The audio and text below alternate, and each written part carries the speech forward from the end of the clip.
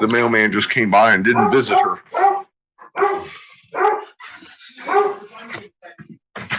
I'm going to the dungeon patches. Hey. Break's over. Okay, good. As soon as you're done loving Chico, home ec time. You said I would be done? Home ec time. You said I would have to be done loving. Time for home ec. Hey! You're not addressing the problem here. No. You're not asking what your assignment for home ec is. You don't have home ec. Yeah, you do. Nope. It's called them dishes need to be done, boy. Love you.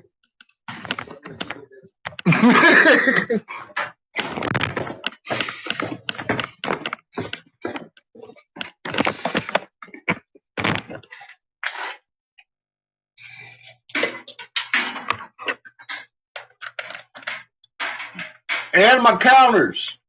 God dang it. Watch, he'll be like, you didn't say anything about the counters. Oh, babies.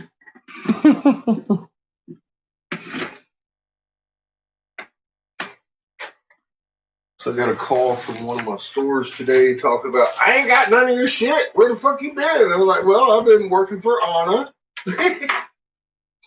I will begin working for you now. And Anna. Now I'm pulling double time. We'll get this fucking thing started. Which I kind of already have. It's heating up-ish. Something's wrong with my fucking kiln setting, though. I don't know what I've done to it. It's not my kiln. Something I've done to my settings. I ain't gonna fuck with it either. I've been fucking with it. So I'm just gonna go over here and not fuck with it and accept the fact that it's working. It's working exactly like I want it to, or not like I want it to, but exactly like I told it to. And I'm not sure where I told it to fuck up at. Because God damn it, I'm not a very good computer operator. I can fix them. But fucking operating is a different thing.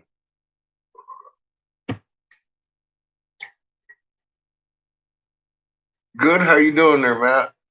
Welcome to the corner. This is where me and Mary hang out. You should just meet Mary. What's up, Ian? We made this monster yesterday. Big old planetary marble with planets in there and a sun that glows in the dark. And all metallic flake, full rake, full work, full magnifiers. And diffused inside with a rabbit turd pusher. See, you can just push it right through the center there. It kind of magnifies the hole a little bit. But there's 4 holes in there, actually. So it makes it a smoother hit, too. That was a fun little piece.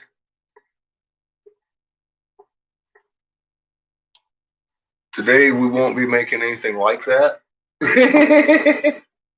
I'm working for stores today, pretty exclusively. We will be cutting some points, which I need to go ahead and do. I forgot to get us anything of listening material lined up, so let me go ahead and do that too while we're here.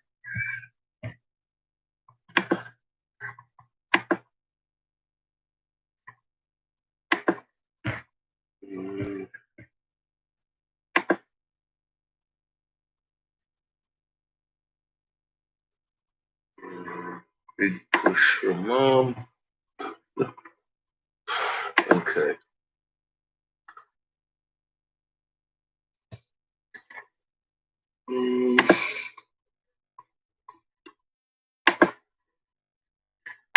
Yesterday we had just finished up with the Vikings.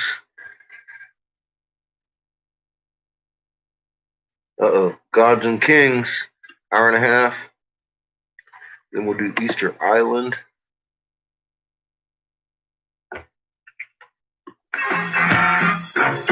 Open up that door and walk right in my heart. Come on in.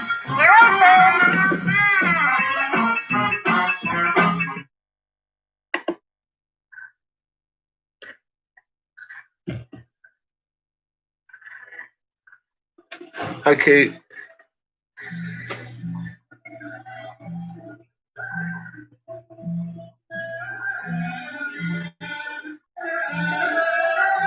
In the year 1586, towards the end of the 16th century, a Portuguese missionary called Antonio de found what? Magdalena was part of a group exploring the Hi, deeply DK. forested interior of Cambodia. They traveled through the soupy heat of the Cambodian jungle, surrounded by the fluttering of banana palms and the chattering of cicadas. Their Cambodian guides had told them that the ruins of an enormous city lay somewhere here in the Hi, jungle, Tom. but they didn't How know y'all the doing, scale and grandeur of what awaited them. Magdalena was killed soon after in a shipwreck, but before he died, he managed to relate to a friend who wrote down all that he saw of these sprawling ruins in the jungle. The city is square, with 4 principal gates and a 5th, which serves the royal palace. The gates of each entrance are magnificently sculpted, so perfect that they look as if they were made from one stone. In the middle of the city is an extraordinary temple. The missionaries were astonished.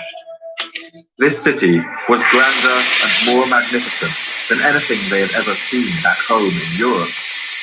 Great banyan trees and creeper vines clambered over the ruins.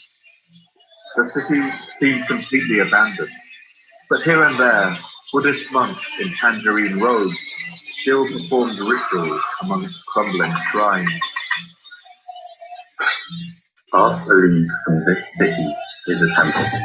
It is of such extraordinary construction that it is not possible to describe it with a pen. It is like no other building in the world. It has towers and decoration and all the refinements which human genius can conceive of. Amazed at the sight, the Portuguese asked their guides a flurry of questions. Who had built this place? How had they constructed such vast works of architectural genius? And why, after everything they built, had they left it all behind? But the guides didn't know.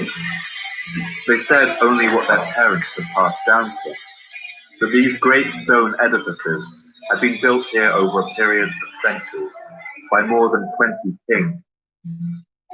The Portuguese asked what the name of this great metropolis had been, but the guides didn't know that either. They used just one word to describe it, which in the old language of Cambodia simply means the city, and it has come to be the name by which these ruins are known. This word was Angkor.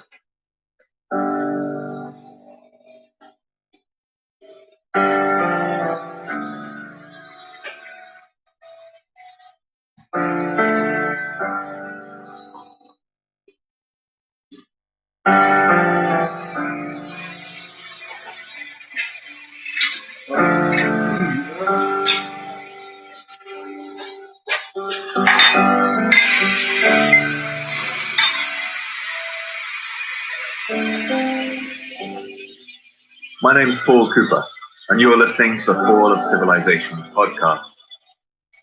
Each episode, I look at a civilization of the past that rose to glory and then collapsed into the ashes of history. I want to ask, what did they have in common? What led to their fall? And what did it feel like to be a person alive at the time who witnessed the end of their world? In this episode, I want to tell the story of the civilization that has given us some of the world's most iconic ruined places. That's the Khmer Empire of medieval Cambodia. I want to explore how this great civilization rose to a size and wealth virtually unprecedented in the world at this time. How it overcame the formidable challenges of its climate and landscape, and all the factors that led to its final and dramatic collapse.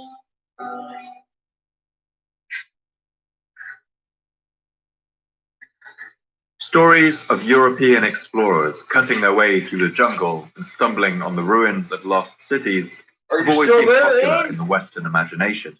I want to know what But you're it's worth talking about, noting man. that I although didn't abandoned and catch left that. for the jungle to reclaim, Angkor has I never don't really understand been what you're. lost.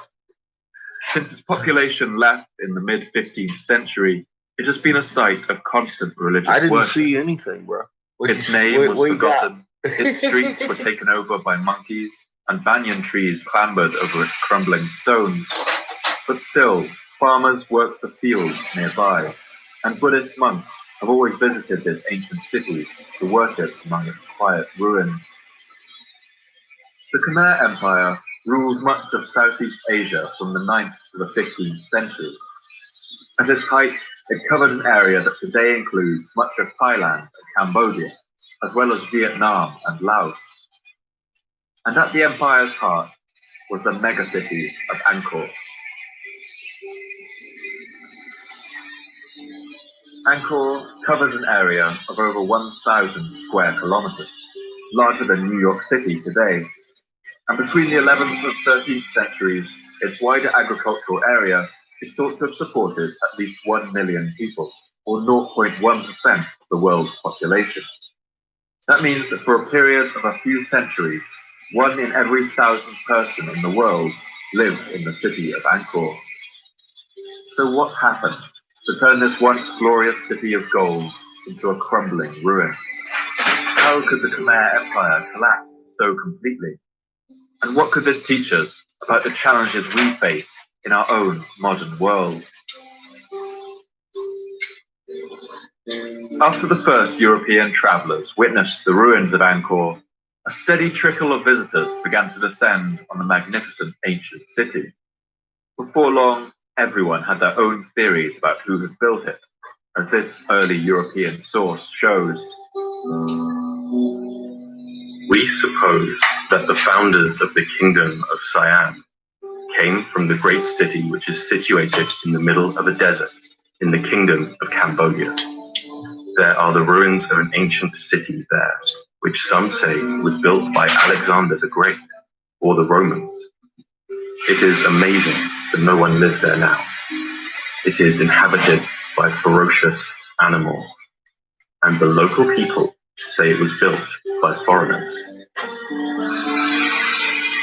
One account written in Madrid in 1647 even argued that this city must have been built by the Roman Emperor Trajan, without explaining quite how he might have got there.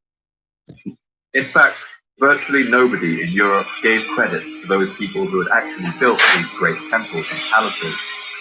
That's the people of Cambodia, who called themselves the Khmer. The Khmer are one of the oldest ethnic groups of Southeast Asia. They arrived in the region from probably the area of southern China over 4,000 years ago. They were one of the first people in the world to use bronze and to invent the number 0, and they developed the earliest alphabet still in use in Southeast Asia. The Khmer were a proud people, but for much of their early history, they were ruled over by others.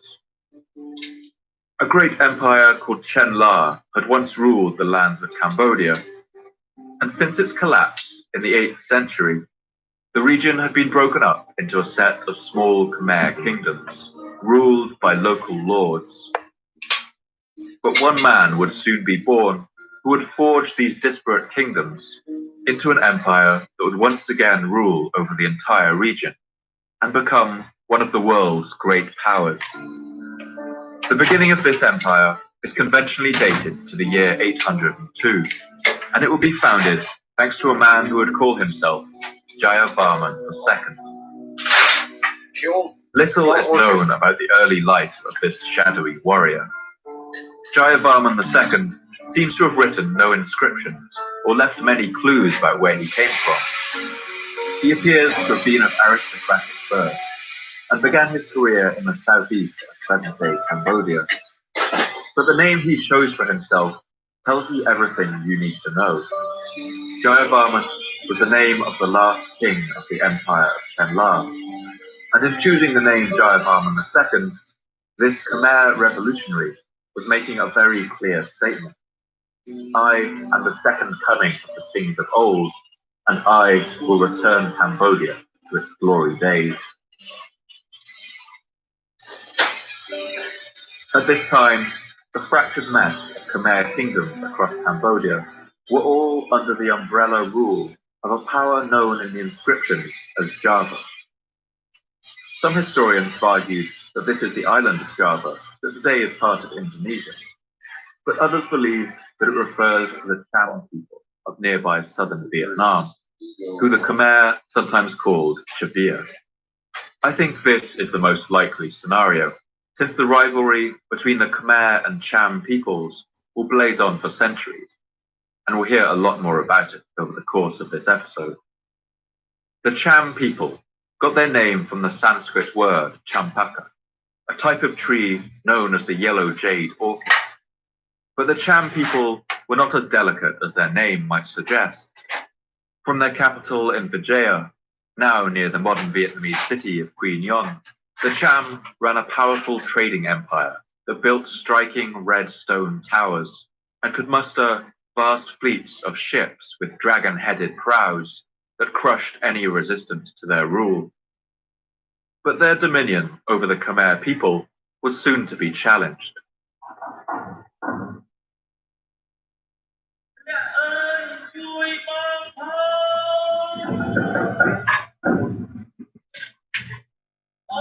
At heart, Jayavarman II was a revolutionary. He wanted to forge an independent, united kingdom for the Khmer people, and his campaign of rebellion was immensely successful. He first seized the city of Yadapura in the southeast, and then pushed up the Mekong River to take Sambupura. He and his followers swept from southeast Cambodia to the northwest, and everywhere he went, people joined his army. One rare inscription shows how Jayavarman's campaign seemed to happen almost miraculously. For the prosperity of the people in this perfectly pure royal race, great lotus, which no longer has a stalk, he rose like a new flower. Nice. But the more power Jayavarman amassed, the more resistance he faced. And in the West, Hi, he everybody. found many Khmer leaders were still loyal to the Hi, king. Polly. Champa. Hi, Catherine. Hi, They Noel. fought back against Jayavarman and managed to force him into a retreat. Bloodied and humiliated, he and his followers retreated to the mountain range in Cambodia, known as the Kulen, or Lychee Hills. Listen about Despite its Angkor beautiful Wat name, right now. this was a tough terrain, And how a it was range built, of stony I guess. hills overgrown with So they jungle, say. where creepers and roots clambered over the rocks. For a time, it must have seemed like all was lost. But as he gathered the remains of his forces together, Jayavarman knew that it would take more than just military might to unite the Khmer peoples. He decided that what the people of Cambodia needed was not a warlord, but a king. He would crown himself something that had never before existed, the king of the Khmer. And to do this, he would have to devise an elaborate and mystical ceremony. The most valuable inscription concerning Jayavarman II is the one dated to the year 1052, 2 centuries after his death. It's found at the temple of Sadok Kak Thom in present-day Thailand. His Majesty Jayavarman came from Java to reign in the royal city of Indrapura. A Brahmin, proficient in the law of magic power, came from Janapada in response to His Majesty's invitation to perform a sublime rite which would release the kingdom from the tyranny of Java. This Hindu ceremony was known as the Deva Raja, or the God King ritual. What exactly was involved in the ritual isn't recorded, but from similar ceremonies in India, we can imagine perhaps an animal sacrifice, along with the burning of sacred kusha grass and incense, and the chanting of incantations in the ancient language of Sanskrit. But whatever it involved, we know the effect this ceremony had. By the time the ritual was finished, Jayavarman had established himself not just as a king of the Khmer, but as a kind of deity. And the symbolic power of this ritual seemed to work. When the remaining kingdoms of the Khmer heard that a god king had been crowned, their will to fight dissolved. Jayavarman was cunning. Through a smart program of military campaigns, alliances, marriages, and land grants, he gradually gathered all the remaining kingdoms of the Khmer under his banner. He had achieved the unthinkable, a unification of Cambodia that stretched from China to the north and bordered the old enemy of Champa to the east, the ocean to the south, and to the west, a place identified by one inscription as the land of cardamom and mango, which is likely Myanmar or eastern India. Once his conquest was complete, Jayavarman built a capital at a place he called Hariharalaya, and it would be a city suited for a god king. He built his palace on high ground, and nearby dug a vast reservoir, marshalling enormous workforces to build embankments, drain swamps, and dig ditches. And he even diverted the course of the Siem Reap River to build his new capital. The ambition and scale of this project was vast and completely unprecedented in the region. And everything that was built for the new god king was designed to testify to that direct link that existed between him and the god. In Hindu belief, the gods Shiva, Vishnu, and the rest of the pantheon live on a great mountain called Meru, similar to the idea of Mount Olympus in ancient Greek mythology. Mount Meru is believed to be surrounded by a sea of milk, and when Jayavarman built his capital at Hariharalaya, he designed it to emulate this cosmic image. His palace on a hill overlooking the great reservoir. The kilo This sunrise. building work must have been truly awe-inspiring for the people of the time. It set the tone for the ambition and scale that would mark the construction of the Khmer, but it would be Jayavarman's successors that would transform his kingdom into a truly great empire. And the vast grandeur of their construction would reach heights that even Jayavarman could never have imagined.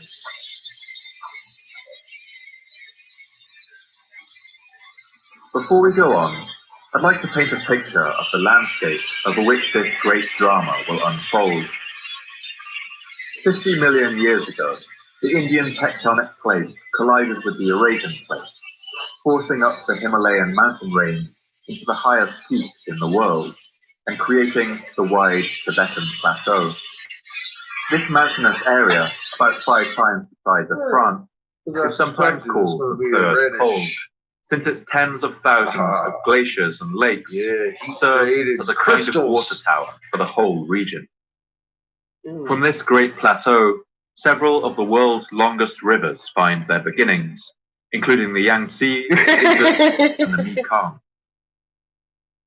The Mekong is the world's 12th longest river. I did too, and From the Tibetan I plateau, want to lay down it went with that. for 4,300 kilometers.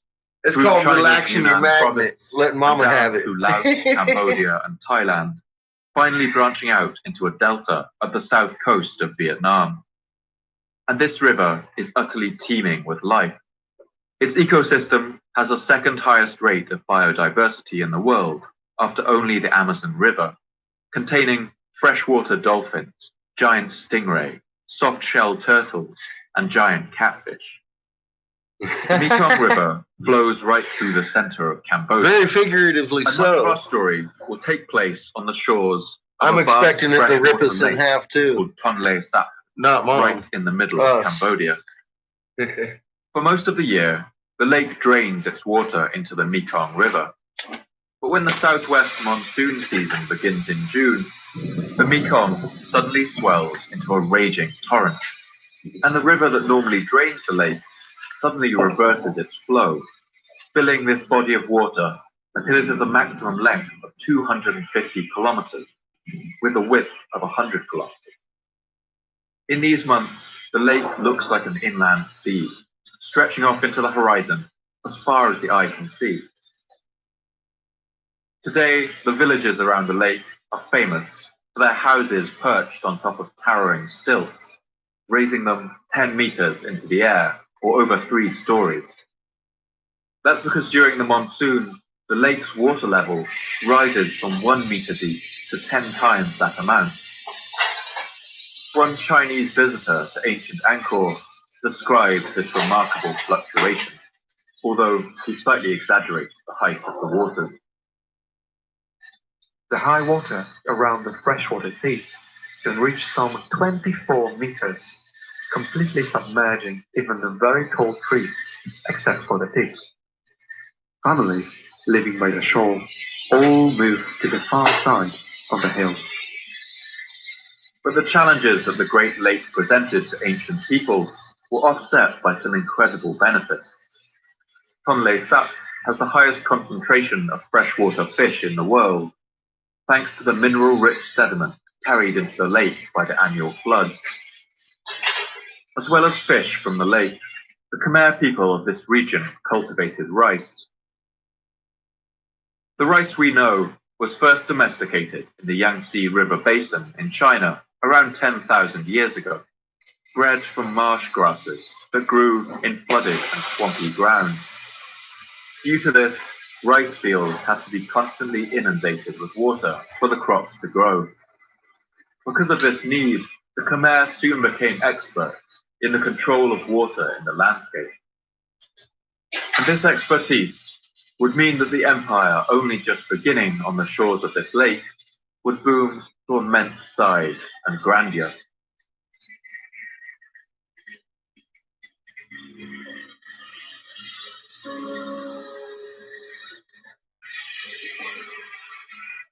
Every king who followed after Jayavarman II would follow his example in conducting the Hindu ritual of the Devaraja to crown themselves as the god king of Cambodia. And this title was not just a metaphor. For much of Angkor's history, its king was both the wielder of executive power and the center of an opulent religious cult emanating from the great temples of its capital. The Hindu religion, originating in India, had a long history in Southeast Asia, and Cambodia at this time was what's known as an Indianized kingdom. An ancient Khmer folktale tells the story of how the lands of Cambodia were founded. A long time ago, in the time of myths and legends, there was a prince of India named Kaundinya, who was descended from the god of the sun. One day, Kaundinya heard a mysterious voice calling out to him, telling him to set out on a journey to the land of gold, where he would become king. This was a dangerous journey by sea, following the monsoon winds and dangerous ocean currents. But he gathered his courage and set out. Upon nearing the foreign coast of the land of gold, Kaundinya's ship was attacked by a fierce sea creature. It was a serpent woman with sharp fangs and a whipping tail. Her name was Nagisoma, and she was the beautiful daughter of the Serpent King. Kaundinya fought her, and after a long battle, he emerged victorious. He spared the serpent woman's life, and she was impressed with his skill. She offered her hand in marriage. In celebration, Kaundinya hurled his golden lance at the coast, and where it landed, he resolved to build his royal city in the land of gold, which he gave the name Cambodia. Now, who's that sound like? This Khmer story, like many legends of its kind, may have some grain of truth to it.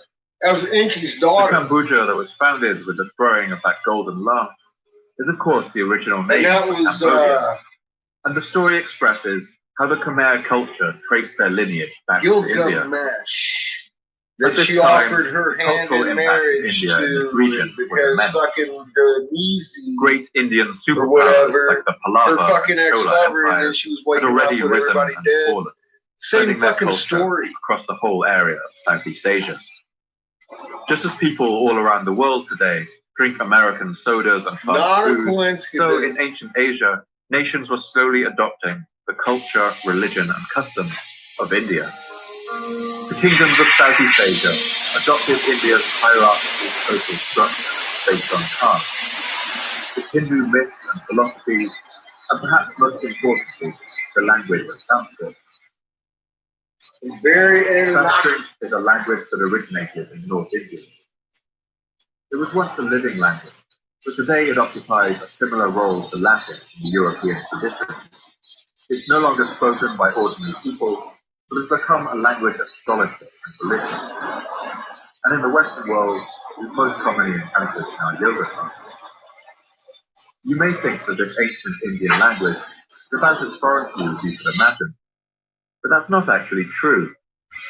In fact, Sanskrit is part of the Indo-European family of languages, the same family as our own English.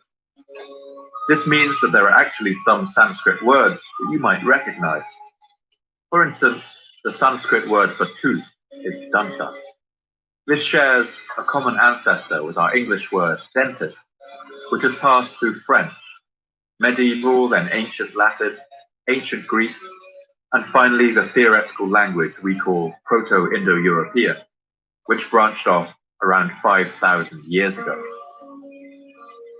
At the time of the Khmer Empire's flourishing, classical Sanskrit became the language used among the elite of Southeast Asia, just like Greek and Latin were once required learning among Europe's nobility. But it's important to note that while the elites, the wealthy, and the nobles of Angkor were enraptured with Sanskrit and Hinduism, a great many of the common people of Cambodia were not Hindu. They were either Buddhist, or they followed their own ancient folk rituals that asked favors of the spirits who lived in the trees and the mountains. This division between the wealthy Hindu nobles and the different beliefs of the common people would form a stress line across Cambodian society. We will return to this fracture a number of times over this episode, as it causes ruptures and conflict and ultimately threatens to tear the entire empire apart. The Khmer king who had built the first great city at the site of Angkor was a man named Yashovarman. He was the son of a king named Indravarman. And perhaps you've already noticed something of a pattern with the names of these Cambodian kings. In fact, every king of the Khmer for the next 500 years would follow this convention, adopting a name that ended in Varna, a Sanskrit word meaning shield or army. The name Jayavarman, for instance, means something like victory shield. When the old king Indravarman died, he left behind two sons. One of these brothers was Yashovarman. His name means something like glory shield, and he was a vain and short-tempered prince. He was the eldest son. He must have expected that one day he would sit on the throne that his father now occupied. But it seems that for whatever reason, Yashovarman was not his father's favorite. Instead, the old king made his younger brother the heir to the throne. Insulted and humiliated, Yashovarman flew into a rage. He immediately began to gather his army, and a bitter civil war erupted across the country. The fighting was vicious, with armies clashing on the land and fleets of boats battling on the Great Lake Tonle Sap, that beating heart of the Khmer world. Inscriptions of the time claim that Yashovarman was a fierce and competent commander, and he may well have been. But it's worth mentioning at this point that the kings of the Khmer had a great weakness for flattering themselves in their own inscriptions, and those written by Yashovarman are some of the worst offenders. A lion man, he tore the enemy with the claws of his grandeur. His teeth were his policies. His eyes were the holy scriptures. For obvious reasons, it's difficult to rely solely on the way these kings describe themselves in their own inscriptions. But I think each one does tell us something interesting. That is, how these kings wish themselves to be seen. Lion man or not, we do know that after much bitter fighting, Yashovarman finally defeated his younger brother and claimed the crown for himself. But Yashovarman was still clearly hurt by his father's decision. When he was finally crowned king, He refused to claim the throne through his father's line. Instead, he had his royal scribes concoct an elaborate new family tree that completely bypassed his father, just as his father had tried to bypass him. Yasovarman's mother was now the true royal one, descended from the ancient kings of that fallen empire, Genlar. Despite this tendency for spite, Yasovarman seems to have been an effective ruler. Although from the inscriptions he continued to commission, it's clear he never quite lost that original weakness for flattery. In all the sciences and all the sports, in the arts, the languages and the writings, in dancing, singing, and all the rest, he was as clever as if he had been the first inventor of them. One area that we can be sure Yasovarman excelled in is construction. In just the first year of his reign, he built over 100 monasteries across the kingdom. He ruled for another 20 years, from 889 to his death in the year 910, and during this time he decided to build a new capital.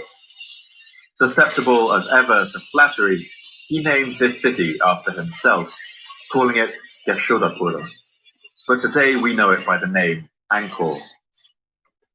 We may never know why Yasovarman had such a mania for construction, but one legend suggests a possible explanation for why this king wanted so desperately to leave his mark on the world. In some traditions, Yasovarman went by another name, the Leper King. Leprosy is caused by a bacterial infection that can remain dormant in the body for up to 20 years before showing its symptoms. It was one of the most feared diseases right across the ancient world, since it rendered horrible deformities and skin lesions to its sufferers. And it's not unknown in history for a king to contract leprosy. A 12th century king of Jerusalem known as Baldwin IV ruled for 10 years while suffering from the disease. And modern bone analysis has shown that the Scottish king Robert the Bruce also suffered from it.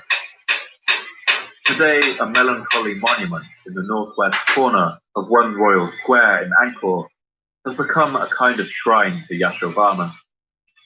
That's because of a statue there that depicts the Hindu god Yama, the god of death and lord of the underworld.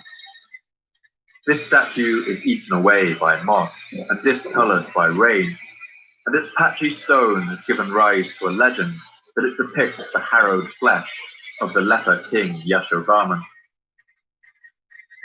We can never know how much truth there is to this legend. None. And if you'll allow me just a moment of Fucking imagination, I do wonder whether this explains the absolute drive of this king to build these vast and stunningly beautiful palaces beside the Great Lake. Don't listen That to as his it. flesh decayed It's not around him, official. as he felt the certainty of his death draw closer, Wait a minute. he felt an ever greater need to make his mark on the world. A mark that would last long after his body had finally given in to his disease, and that would leave his name forever stamped on these crumbling stones. But again, we can never say for sure. From the foundations laid by the leper king Yasovarman, Angkor's empire grew and flourished until it was the most powerful in Southeast Asia. There were a number of factors behind this great success story. The first of these was the ruler's status as God King. This cemented his royal authority, and it allowed the peasants of Angkor to see service to their king as a kind of religious devotion. The second was the empire's efficient and decentralized tax system, and this also relied on the close ties between the God King and his religious establishment. Each village in the Khmer Empire had its own temple, and this temple wasn't just a religious building, it was also an administrative center. Each temple was run by a powerful family in the area who were responsible for collecting taxes from the people who lived there. They would use these taxes to support the functioning of their own land, paying their laborers and soldiers and supporting their own luxurious lifestyle. But anything left over would then be funneled back to the royal treasury in Angkor. The status of these families depended on how much money they could send to the king, and so they competed bitterly to swell the royal fund. This simple but effective system led to a swift expansion of the empire's economic capacity. The elites who ran the village temples worked as fast as they could to expand their taxable lands and cut down as many trees as they could to make way for new farmlands, which soon covered the vast area of Cambodia's highly fertile central lowlands. And the final factor in the Khmer's success was their ingenuity in the management of water. In its early history, the enormous lake and the floodplains around Angkor allowed its people to conduct multiple rice harvests throughout the year. But as Angkor grew into a true city, strain on this agricultural system increased. To deal with the increased demand of the population, Angkor's people developed an ingenious system of water control that turned their capital into what is known as a hydraulic city. If you were able to soar like a bird over ancient Angkor, you would see the whole land below you etched out in remarkably regular lines, like the marks on a circuit board.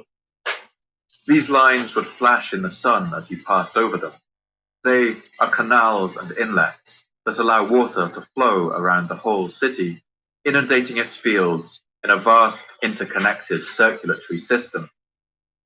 They built complex junctions into their waterways, using canals with multiple bends in them when they wanted a slow, steady flow of water, and long, straight canals when they wanted a fast and direct flow into the reservoirs. I'll post a map of this intricate system up on Patreon for you to appreciate its true complexity. As water drains from the Kulen Hills in the north, the engineers at Angkor channeled it into two enormous reservoirs, known as Barai. These were the largest human constructions built until the modern industrial era. The so-called West Barai measures roughly 8 by 2 kilometers, or the size of 2,000 football pitches, while the East Barai is only a little smaller. The ancient engineers didn't dig the earth out. They built up instead, heaping up enormous mounds of earth into banks, and then diverting rivers and canals to fill them. These enormous banks could be as much as 100 meters wide and 10 meters tall, containing 8 million cubic meters of earth. Today, the West Barai is still an enormous lake, but the East Barai contains no water. Farmers grow their crops on what was once its lake bed.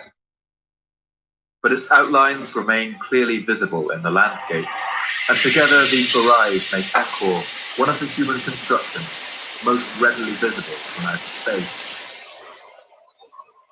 These vast reservoirs serve as dual purpose. They acted as overflow tanks in the monsoon season, preventing the rice fields from flooding in an uncontrolled way. But they also allowed the Khmer to store water through the dry season when the rain didn't fall. Through the dry months, the Khmer could drain as much water from the reservoirs as they needed, diverting it through their complicated system of channels into their fields, possibly using wooden lock gates to give great control into the direction of the water. Angkor's water machinery is so vast and complex that many of its components are still a mystery to us. But thanks to this system, rice could now be harvested all year round. One Chinese visitor to the ancient Khmer Empire, writing in the 14th century, described the effectiveness of this system. For 6 months, the land was no rain at all. In general, crops can be harvested 3 or 4 times a year. This huge agricultural potential allows the city of Angkor to boom to unprecedented size. While London had a population of less than 20,000 people in the 12th century, central Angkor may have contained as many as 250,000, which is 40 times larger. Like a modern city, it was divided into a grid of regular city blocks. A traveller or pilgrim arriving at Angkor during the rainy season might have sheltered beneath the canopy of a roadside rest stop, and warmed their hands by the fire, heard the chanting of monks in the temples nearby, the sound of bells and the smells of incense and animals. They might have crossed a bridge wide and strong enough to hold the king's elephant, and seen the green water of the reservoirs rushing beneath them. Today, our cities are made up of dense residential, commercial, and administrative buildings. We've banished our farmland to the countryside, outside the city limits. But in Angkor, every available plot of land would have been given over to farmland, which shared space with temples and palaces. The whole city would have had the feel of an enormous village, or thousands of villages bleeding into one another. So these are the three main strengths, the three pillars that allowed the Khmer Empire to boom to such enormous size. Firstly, they had a powerful central authority in the king, who was also worshipped as a god. Secondly, they had an effective tax system that incentivized growth and competition among regions. And finally, they were experts at managing water in a way that got the maximum amount of food out of the landscape. These three pillars supported a system that would allow the Khmer to build and flourish for over 400 years. But for a number of reasons, this period of flourishing wouldn't last. That's because for each of Angkor's strengths had a reason. Each of these three pillars contained a fatal fact. Firstly, while its king was powerful, his power depended on his status as a god king. This meant that the Hindu belief of Angkor's people had to be maintained, and any shift in religion would undermine the entire system of royal power. Secondly, while Angkor's tax system incentivized growth, it also encouraged over-exploitation of the land, resentment on resources, overtaxed peasants, and environmental damage in the form of deforestation. And finally, the Khmer's greatest strength, their incredible skill of water management, also had the potential to become their greatest weakness. The vast water network that laced the city of Angkor and the whole of Cambodia at this time would have required huge amounts of resources and labour-intensive maintenance. It needed constant effort to repair damaged banks and inlets, and to clear the canals that were built that was always filled enough to their bottom, washed down from the hills. Angkor's water system was so complex and interdependent that under a sufficient stress, a single failure could cause a cascade effect, rippling throughout the whole network and bringing the world's largest city to its knees. All of these factors would come into play as the Khmer Empire reached its height, and these three pillars came under increasing stress.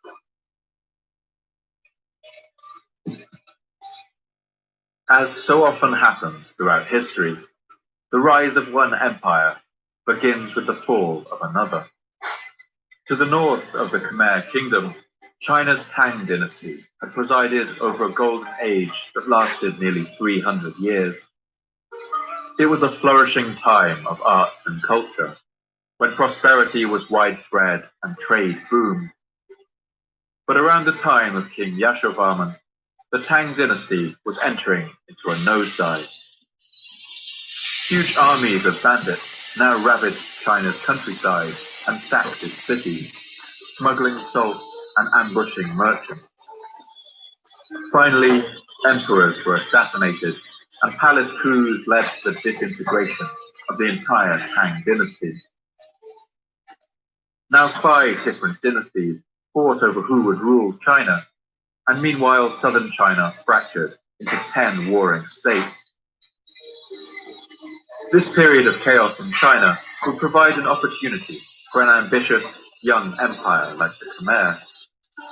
Kings like Indravarman and Yashovarman now had a free hand to expand their territories and land, and the anarchy in China meant that merchants and traders would look to the golden power in Angkor to provide security on the road. By the 12th century, the Khmer had become totally dominant the land, that invasion. The magnificence of their architectural work were a testament to the glory that their empire had achieved. The most famous of all Khmer monuments today is Angkor Wat. By some estimations, it is the largest religious structure ever built, 4 times larger than the Vatican City in Rome. Angkor Wat was built out of perhaps as many as 10 million sandstone blocks, each weighing up to 1.5 tons.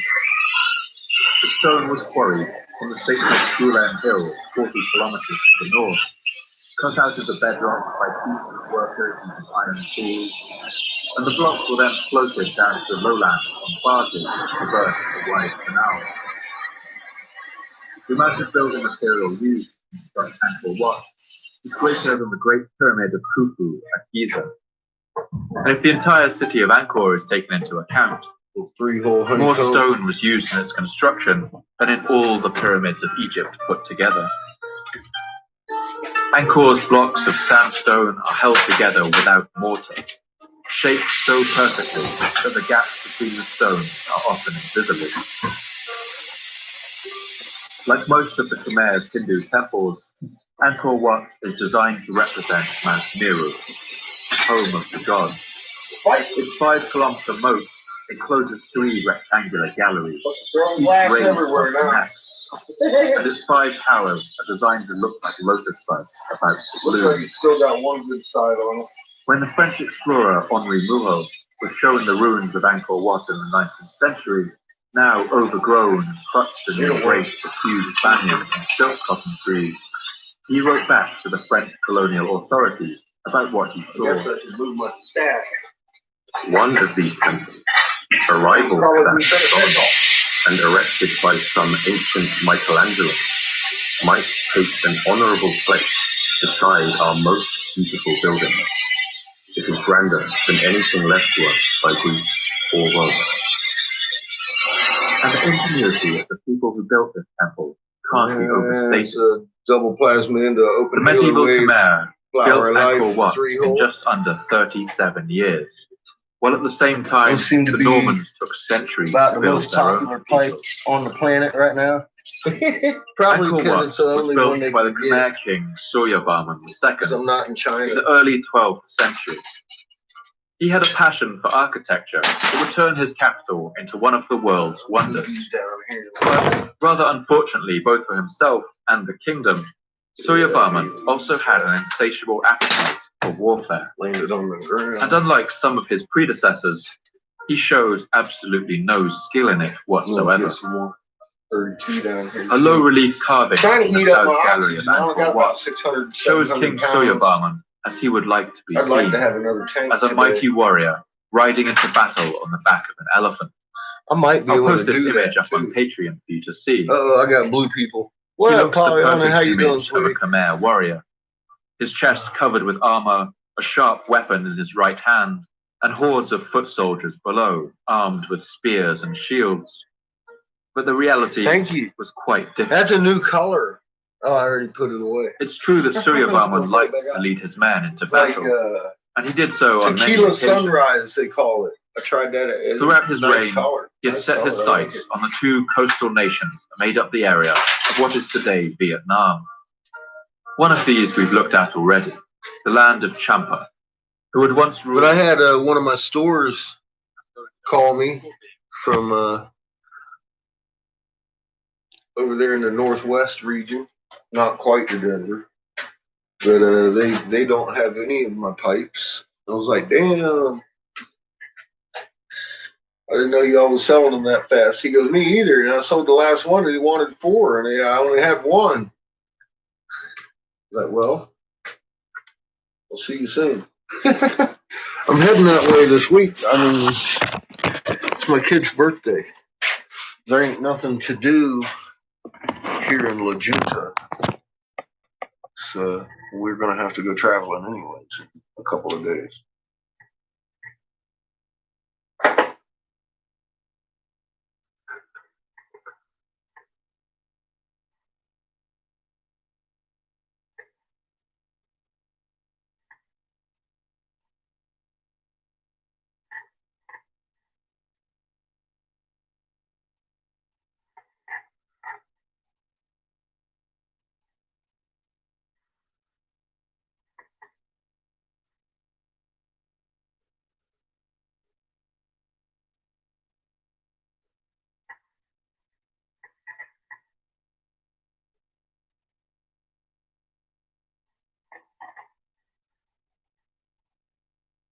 Looking for love.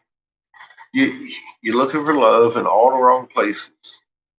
You're looking for love in all the wrong faces. They wrote that song. I've been suffering from the same thing myself quite forever. And then I found Mom and Mary and my glass, and I just, God, they ain't enough for me to go around for all that love.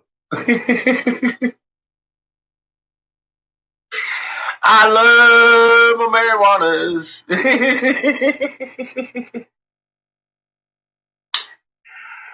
Love the fucking marijuanas, baby girl. That's just good shit. Hi there, crazy.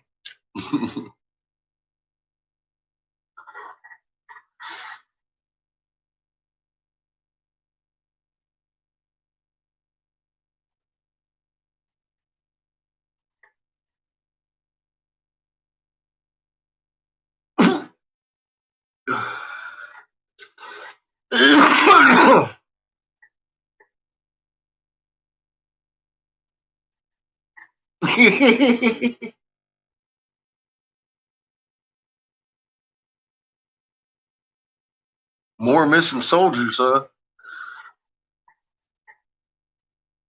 Cool, Thomas. How's it out there on the mountain? I'm doing good, crazy. How are you? How's that? How's things on the mountain there, Thomas? You feeling better that you ain't close to the water no more?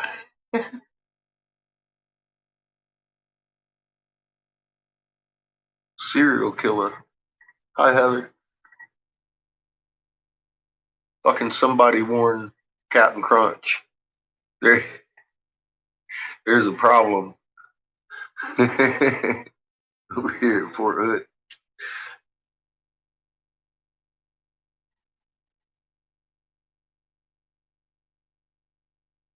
A lot cooler than the beach. Speaking of cooler, it's pretty cool here too today.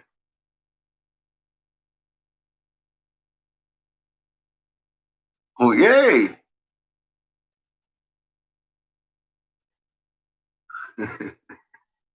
Well, if he's killing cereal, man, Cap, Captain just might be over there at the fort. We don't know.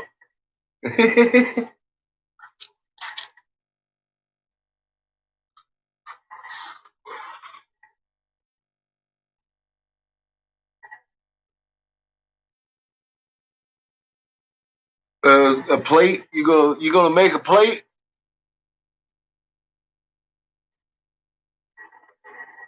Got you some sand?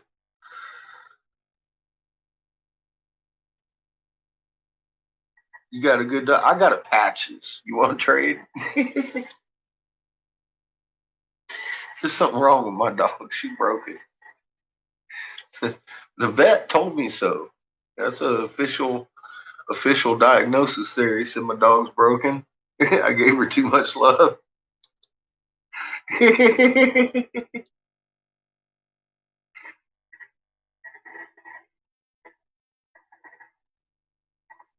I'm in a 100-year-old basement.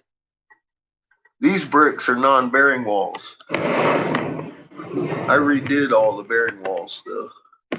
Every fucking brick. This is my dungeon.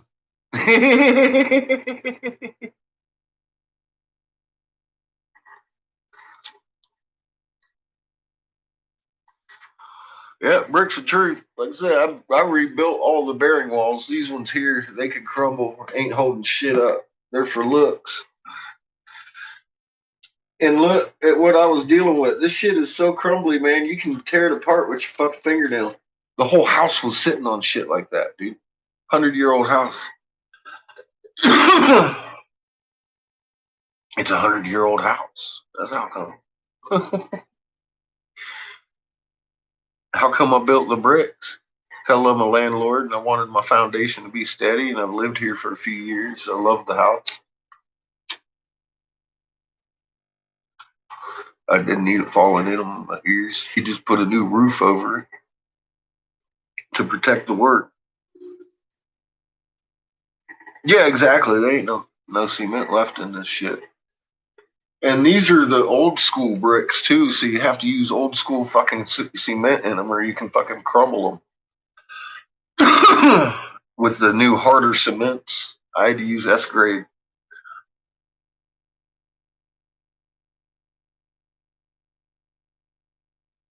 Dog dirt basement. Well, this part isn't. This is all hard floor where I work, you know. So, but that side of my basement's all floor, dirt, and I had intended to dig under and then under the footer if I needed to. That was going to be my bunker. I reinforced the footers and all the fucking bricks in the house. This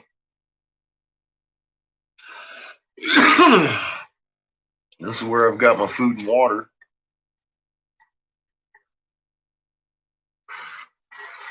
But about the best bunker you can get in a fucking house is dig right in it. If you got a fucking dirt floor, go under your footer. That footer's pretty strong.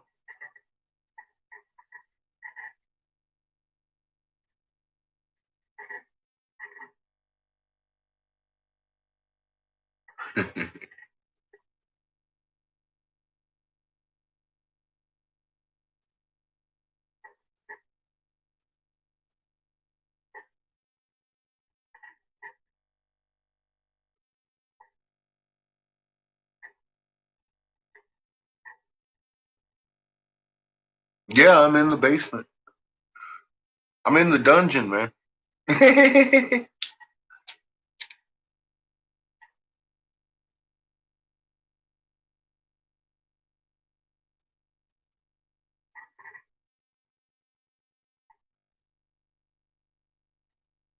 You love your phone, Pollyanna.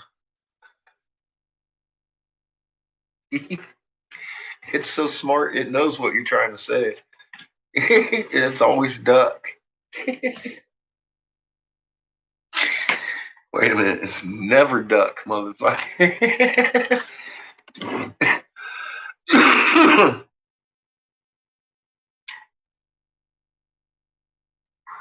You talk about semantics and your phone's over here fucking you. It's like, ha ha ha ha.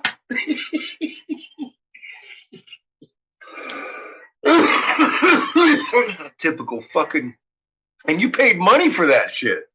We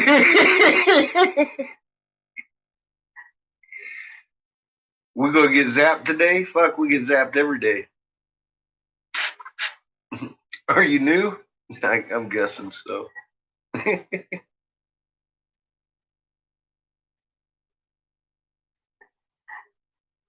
Your landlord. Well, see, CH, in that case, I would hold off until the shit starts hitting the fan. Your landlord might start helping you dig.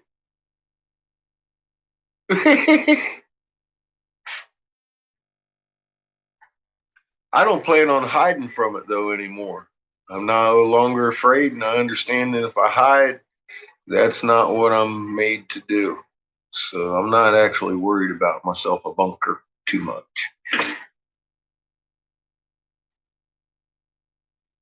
Change of an attitude once you start getting the understandings of what's actually your position in creation. We're made for this, and I know it wasn't. We were made for this to hide in a hole.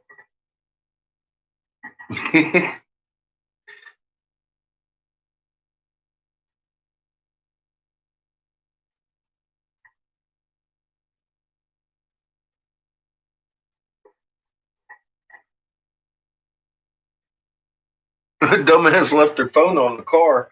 Yeah, that's not a smart move. I'm going to consult Mary on this. Look at all that fucking keef already. I'm buying this fucking little nug jug. I bought for $35 in the legal state of motherfucking Marywanna. I'm in Colorado.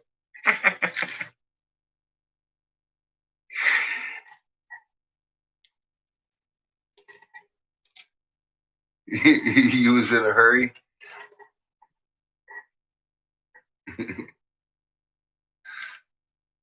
Damn.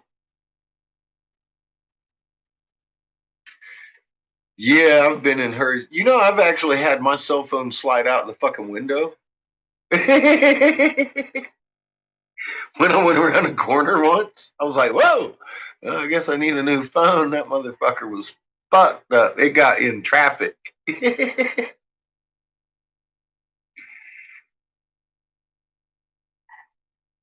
Trying to fix a car. Oh, God. Racing against your light. That's never fun. One of those half-hour jobs turned into a 6-hour, holy shit, what the fuck did I get myself into? I've been there. Like every time I get into my car, I'm like, who let me under the hood?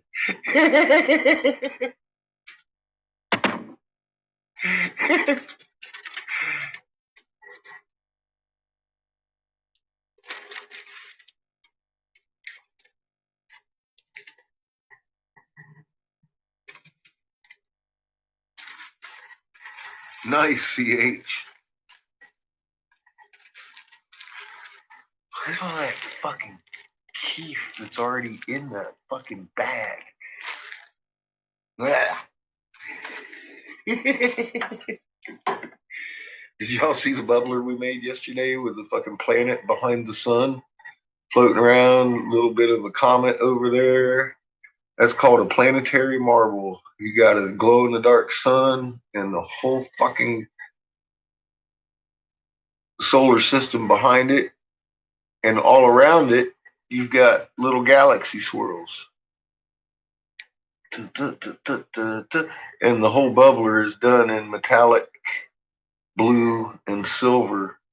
This is the ultimate fucking blue sun bubbler.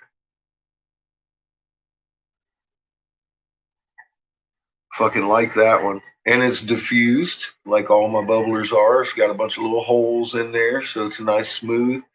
And a bottom punch, so you can just push all that gunk right on out the bottom for easy cleaning. I wish I could afford a bubbler like this. Some days. Now I've got a nice bubbler. I like mine. It's a rig. It's a rig actually. Mine is technically a rig. It's not a bubbler.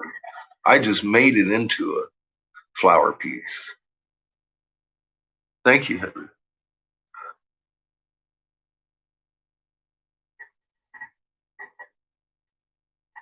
Well, see, that's the thing. We do have holes to go into, but that's around a torrid field, and we'll be called to those soon enough. Yeah, I'm not going to hide. I'm going to stand out here and watch. I've been watching it for fucking 10 years. Why would I hide when it starts getting going good? I've already seen one of these fucking planets. I've already seen one of them, okay? I know what we're fixing to see when the sky rolls back. I've told you, I've warned you, I've told you, I've warned you. We look like motherfucking Mercury next to the sun compared to some of these fucking planets. They are at least as big as the sun. You can see that with your own fucking eyes. When you see something next to the sun with your own eyes and it's as big as the sun and it's not shining its own light, it's being reflected, that means it's on the other side of the sun as big as the sun. Period. Because it couldn't be on this side of the sun. You wouldn't see the fucking thing at all. I don't care how big it is. It might block out the sun, and then you'd see the shadow, but you're not going to see a lit anything. Do you see the moon for a week? No. Well, if anything's that close to the fucking sun, you're not going to see it either if it's on this side of the fucking sun. Period. But if it's on the other side of the sun as big as you fucking like that, then and here's another thing. If somebody ain't gonna fucking hold up their fucking finger and give you a finger test, they're fooling you. I don't give a fuck. I don't give a fuck if it is real footage. Prove it's real footage. I've seen it with my own eyes. I'm tired of seeing, oh, look, it's got two fucking reflections. I'm like, yeah, it does, because that's on a lens. You're looking at a lens. You can see the lens refractions. If somebody doesn't hold up your finger and give you a finger test and show you that they're fucking real, pow, pow, pow, pow, because Either the one will be in front of his finger, or they both disappear. That's your finger test. Is it real?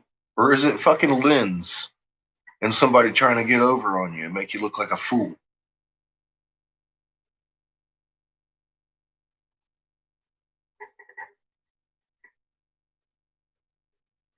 When is the That's a good question. It's been going on and off for a while now. Crazy. I mean, what do you mean out forever? They're going to try their hardest to keep that grid up, so everybody keeps looking at the screens instead of watching the moon do cartwheels.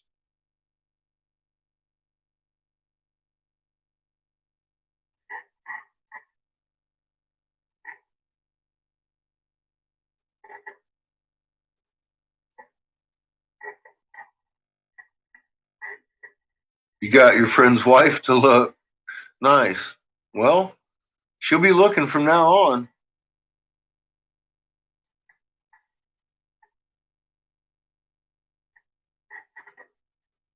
What's up, tablet?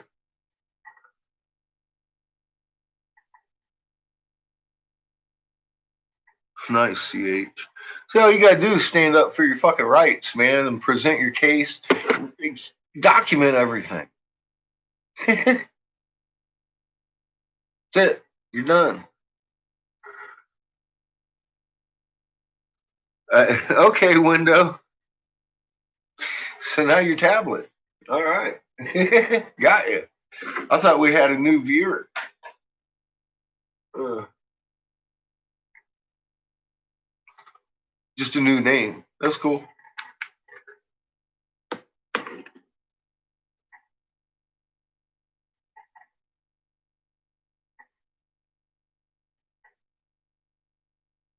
I have a lot of news. I have some new marijuana. It's some kind of purple. What kind of purple? I don't know. I guess it would have been beneficial if I'd have kept the receipt, but I didn't. So I don't give a fuck. Because it tastes delicious. And I got some of this new Bubba Kush fucking sugar hash that I've been kind of like leaving little boogers on my because it's actually good enough to eat.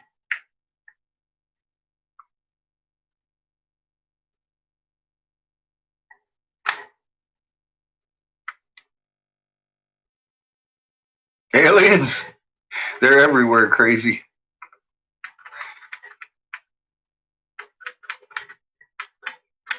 I use my real name so the government can make trolls with it and follow people around and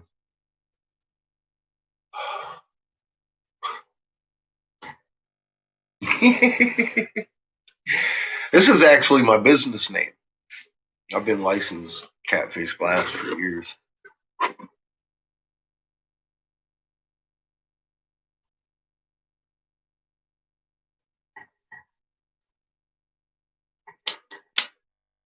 Yeah. What are they gonna do? Take your birthday? They already tried to take everything else away. I'm gonna stand up for who I am.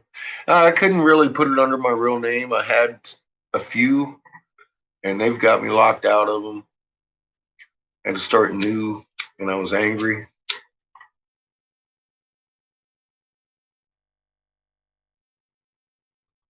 You can see that last year. Not only was I was angry and fucking confused. I was just as fucking confused as each and every one of you when you came here the first time.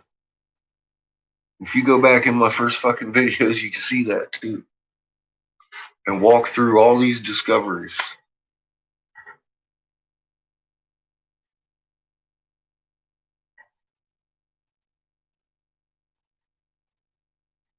Yeah, I ain't afraid to tell nobody who I am.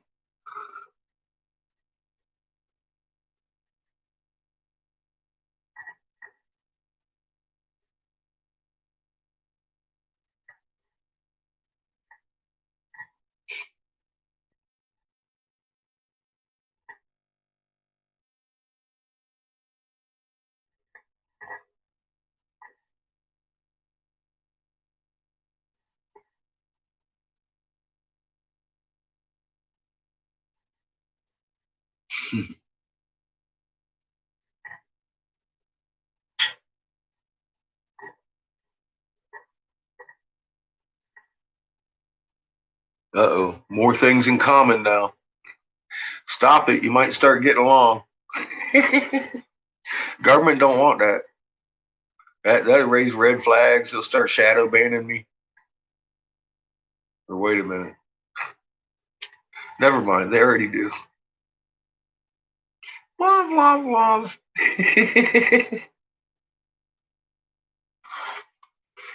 Shout it from the fucking rooftops. Give them their hearts. Oh.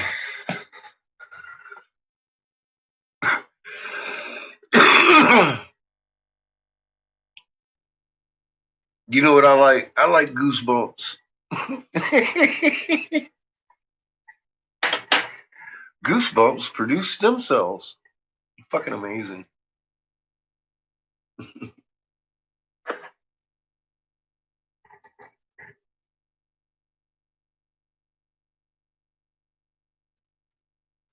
God, you know what also is amazing? This shit is fucking delicious. It's like a combination of fucking delicious on top of delicious with a little bit of sugary delicious on top. Just let you know. I wish there was like a share the fucking bowl button so you guys could at least smell this shit. Damn it. No, fuck any of them, but yeah, fuck that orange bastard first. He's in. I was cussing out some people on. Yeah, I was cussing out some people on fucking world news for going, "Yay, Donnie!" I haven't got any responses all morning from that. I don't know. Maybe they're embarrassed as to how they were waving flags at the person that made it possible for Mama to fucking pay the bullet that killed her fucking son every time. It's fucking insane. Oh, yay, Donnie, you just gave 400 billion bullets to the same fucker that Obama gave 100 billion bullets to. You know what? You know what I've been telling all these trumpets? Is that I say, we vets, we really appreciate you supporting this. Or thank you for supporting the fucking high treason at $400 billion, the same Saudi enemy that Obama gave 100 billion to. You know, we're just wondering when you Obamites, I'm calling them all Obamites, would stop waving your flag for the motherfucker making mom buy the bullet that sent me home in a box. And nobody's responding.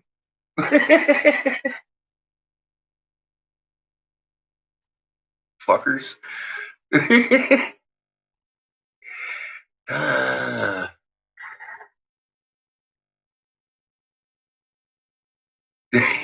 Case.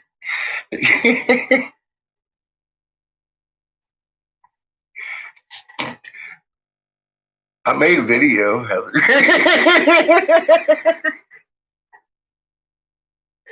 I believe it was titled "Your Your Red and Blue Division Will Be the Death of You." That would be one of them.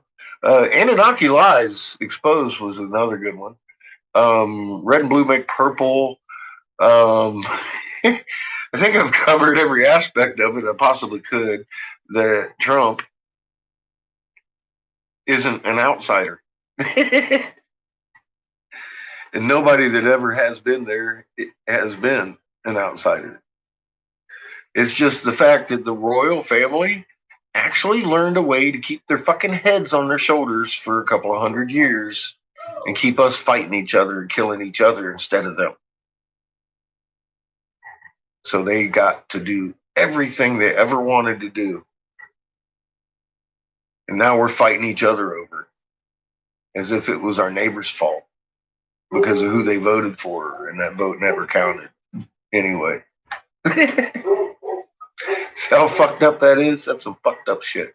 That's some fucked up shit that's purposely engineered. Everybody like, all them politicians is out of fucking whack. No. They're not out of touch at all. At fucking all. They are not out. They are so in touch. It's insane. And I'd rather just let's just uh, stop being their tools. Stop accepting our family being those tools. Stop accepting our friends being those tools. And we got to do it en masse.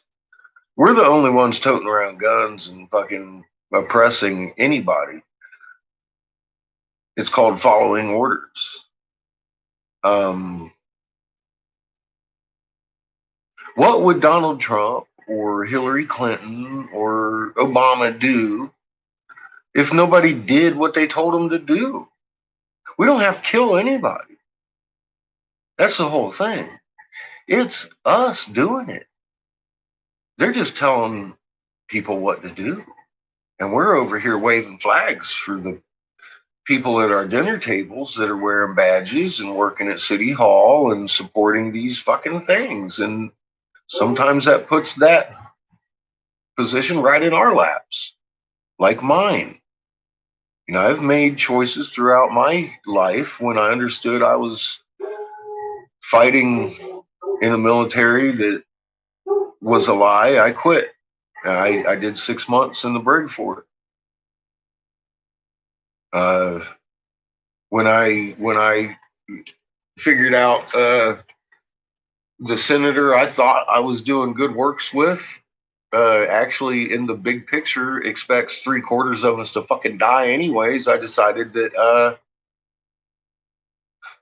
any good works that I had fucking accomplished was a distraction. And I made the choice to stand down because at any point they weren't going to fucking let you know, because it depends on you not knowing for their predictions to come true.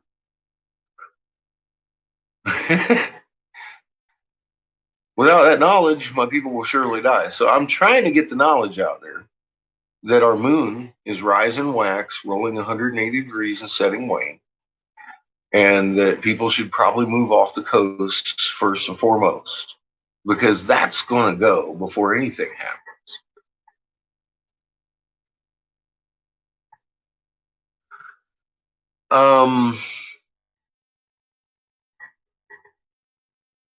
I used to go all over the place and tell folks. I still do. I still do. Um, there's a movie coming out.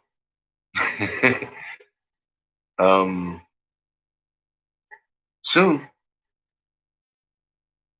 You know, Shepard and Bellis came and interviewed me for 2 days, and just yesterday asked for the copy of my. I gave them raw, scientifically and homebrew. His last movie was Shade. If you haven't seen it, millions have.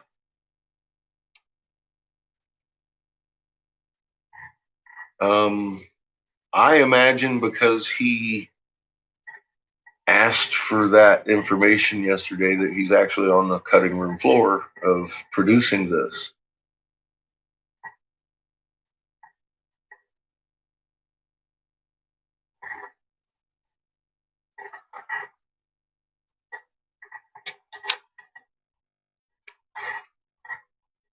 And it's about the COVID.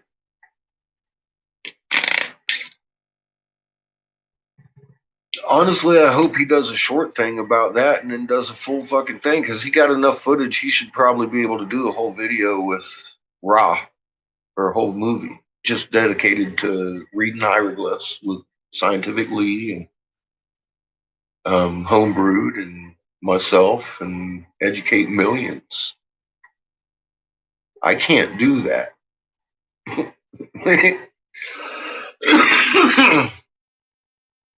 So I'm hoping for good things for him. He's definitely, like I said, I want to see the finished version, but he gives me the impression that he's actually looking for the truth. So I gave him the truth. We'll see what he does with it. I really have high hopes for Shepard and Bellis at this point. And his new movie. I don't know what it's going to be called. I have no idea. But he's put in a lot of work. So an investigation, he seemed very uh, good at what he does. So I'm excited to see it.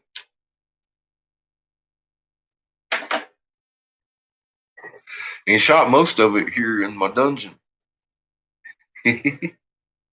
That's some cool shit. We've blown glass a little bit for his movie.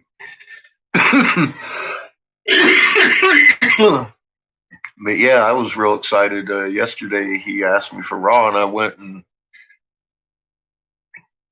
I coincidentally I touched my Google, and I was telling him, I was like, look, I'll see if I can't find it on my phone and get it actually here to you on Messenger or on his, because he's talking to me on my actual phone, not Messenger. And I'm not real sure how to do that, but it just happened yesterday. I went and I fucking hit my little Google thing, and it opened up to, guess what? Where I'm at. I was like, holy fuck. It's like my mama's the best AI, because I was wondering, how am I going to find that on my phone? Because I don't know how to. And it was there. It opened up to raw maps, and all I had to do was hit share and copy, and motherfucking right there in his. And it was that easy. I was like, oh shit, fucking shit, fuck. My hair was standing up. I did that live too, right here. I was like, oh my god, look.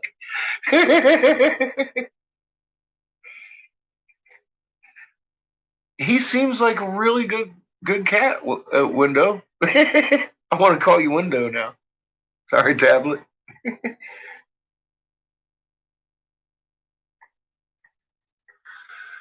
That's what I got the feeling.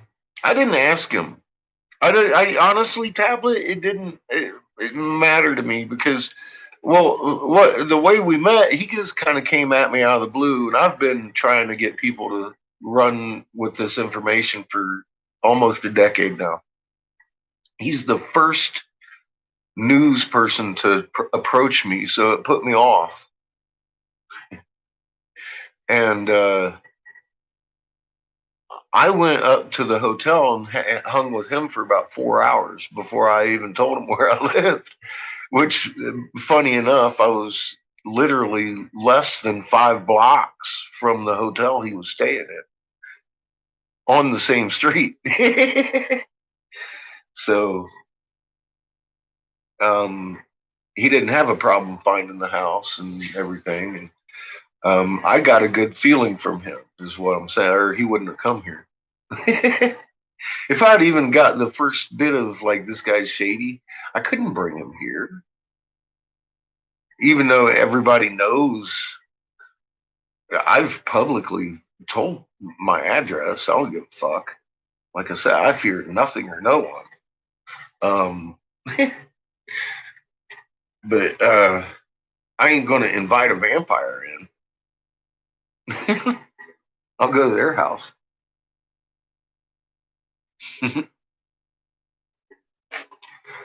But I got that good feeling off of him. Like I said, I'm getting pretty good at listening to that so-called gut feeling. Sorry, I got hemp coming out of my mouth over here. I had some hemp seed earlier, but I got a good feeling off of him, and I was like, yeah, come on over. Let's do this.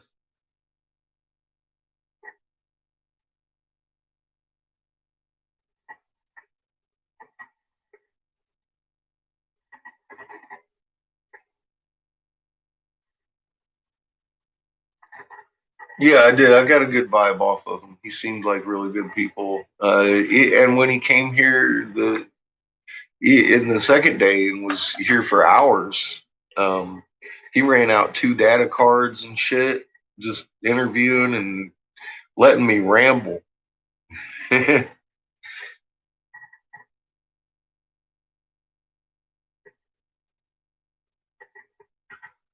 Cool. Well, he did look into it too. I'll tell you what we did for 4 hours in his hotel room. I took my computer here with me, and he had the big one that was over here in the corner in his hotel set up, and I showed him the Dingley Cobra and how we were reading things and all that, and he was definitely wowed by what we've discovered over here. And at the pace we're discovering things, man, it's like fuck, man. That's old news now. We're on the stem cells, bitches. You know what I mean? We're producing stem cells over here in this corner.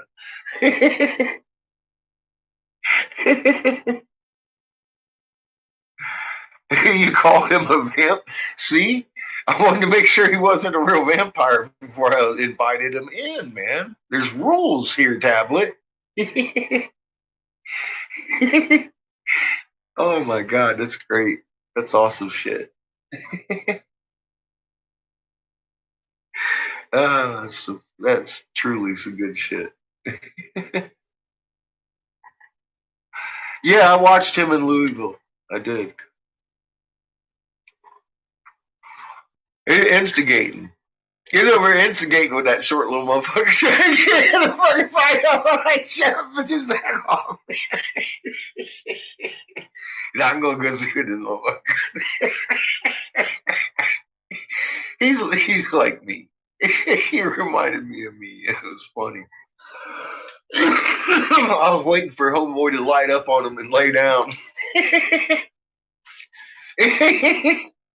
I've seen that happen so many times. Oh boy, bop, lay down, bitch.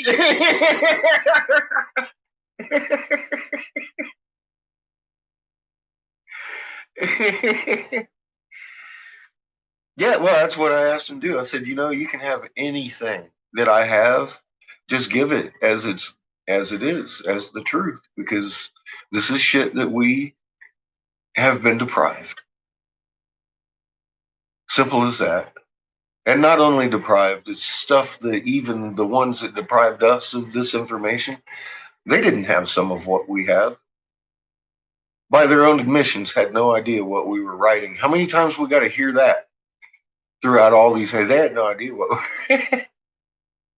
I think they did to a point. I think they had a good idea.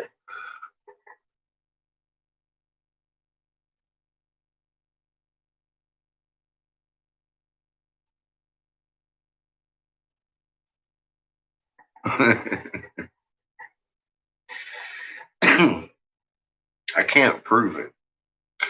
I know they didn't know everything though. They fucking act like they're ignorant of a lot of shit.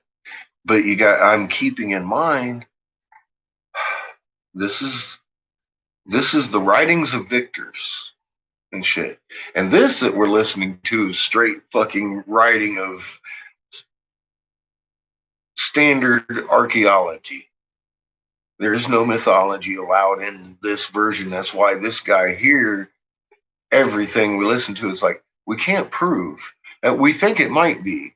And there's huge gaps of mystery involved here. It's like, dude, look, you just read me the cuneiform. Right? So piece it together, fuck nut. It's not mythology. It's the missing pieces of your puzzle. We know how all that Sumer land and all that East Asia and all that was destroyed. We know how Peru was destroyed. We heard about Marduk over there and getting hit by Ningirsu and shit with the fucking weapons of destruction and all that shit. We now have that information. So does Homeboy over here. Ass bitch.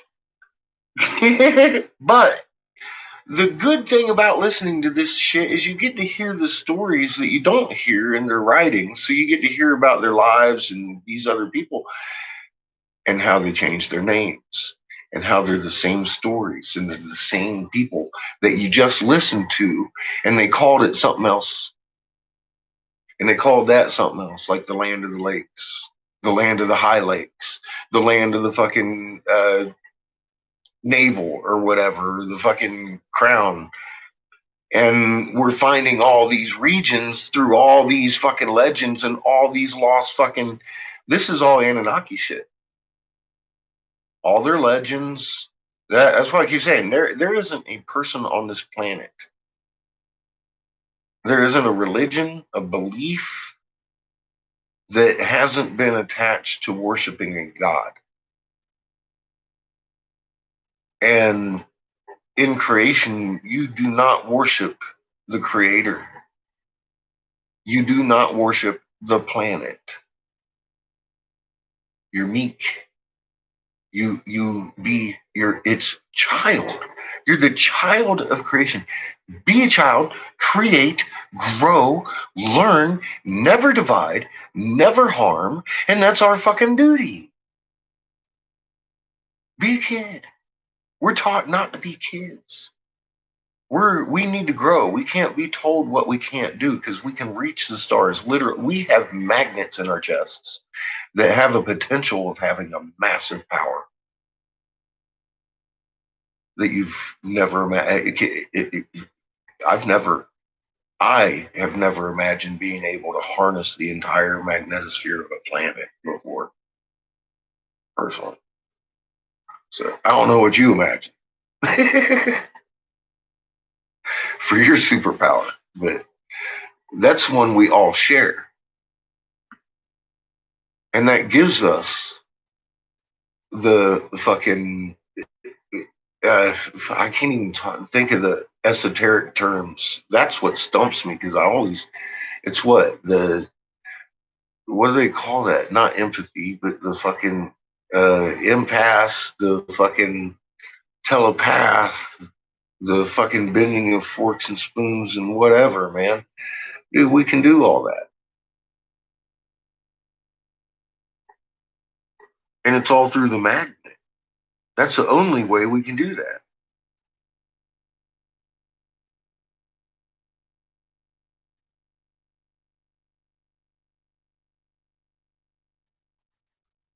Yeah. You can't trust anybody, why in the hell are you gonna listen to them? I don't even trust myself, Tablet. I keep telling people that I fuck up. I'm not the genius some people have me out to believe. I get a lot of my information from a very wise planet and some walls that we were drawing on in an unimaginably brilliant fashion. And the reason I could read them is just 'cause I'm a geek. I'm a physics nut. I was trained physics and I've loved physics. I've always wanted to know how things work. And boy, did I stumble into how things work. I, I read it on a wall somewhere and it took us right down to the omnipresent. And I was like, well, I'll just fucking damn it. What are you gonna do? What are you gonna do? You gonna sit on something like that? No, no, you're not. You ain't gonna sit on that information. Who you fooling? I had to share it. Exactly. I got a lot more than I bargained for. The answers just keep coming. It's like I've already got them. You've already got them, but we ain't even looked at look at fucking stem cells. That's the new one. With your 1748 hertz and you're getting goosebumps, you're going to produce stem cells. It's fucking world shattering shit right there. You want to start healing yourself? Get excited. Fucking live life, man. Get goosebumps. Do whatever it takes. You gotta listen to some fucking powerful music. Get on it, man. Find your power.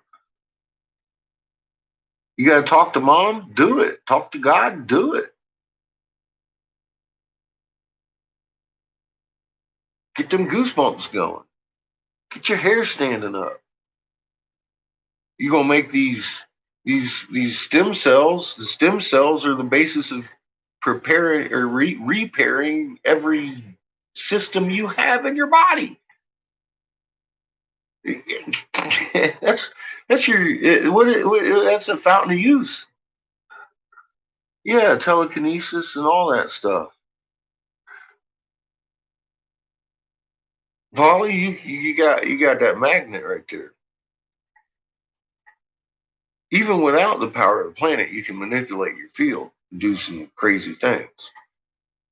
But if you got the power of the fucking planet that you're harnessed, you could dismantle a tank atom by atom and fucking lay waste to fields of army if you needed to.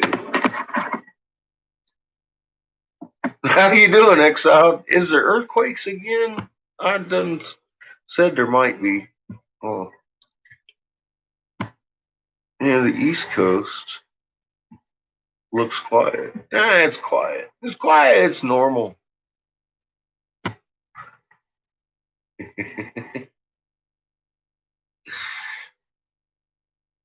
Let me show you something that's Abby normal. This motherfucker. It's got a sun in it. It got planets in behind it. It's got a beefy fucking comet over here on that side.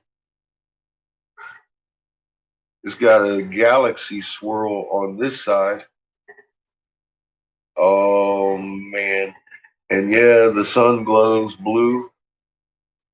You got your blue and silver metallic all over the whole piece, which will color in, and your magnifications of your details.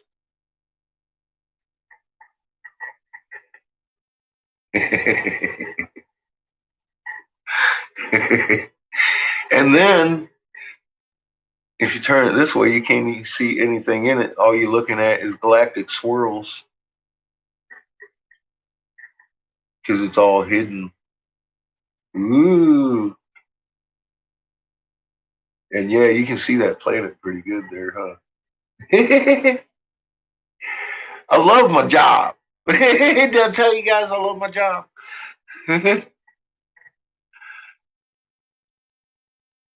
Yeah. I told you I was going to give you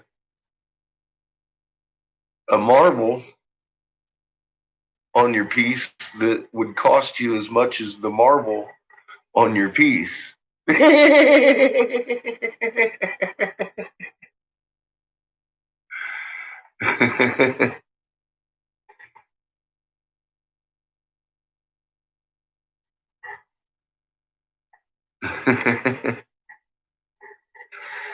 Yeah, remember that? I did tell you. I gave you warning. I said the marble on your piece is going to be worth your whole piece. this that's just attached. You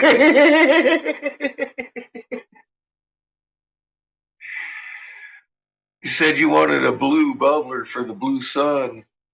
Well, I'll tell you what, that is the ultimate raw piece right there. Because that sun is also UV reactive and glow in the dark.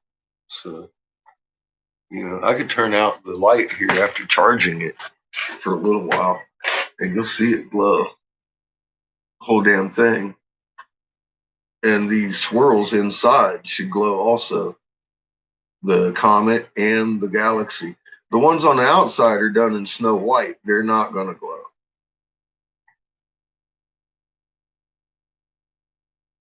But the scene inside, if you're so inclined, here, let me get my other light. Shit. Be right back.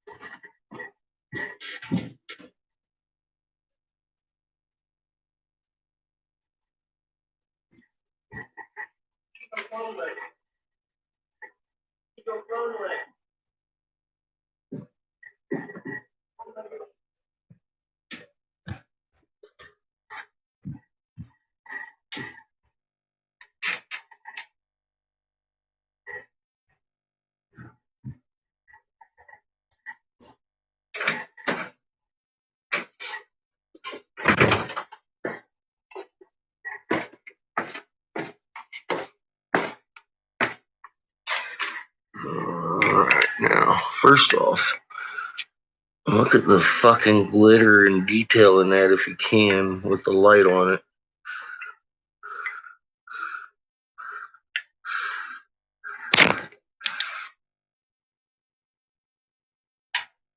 Now you can see it glowing. That's a blue. It's glowing too. And it lights up really good with the UV, with a black light. Bam, that shit'll fucking brilliant on you. So it's very fitting. If you get yourself a black light, that motherfucker will fucking glow all the time. Once we get under raw,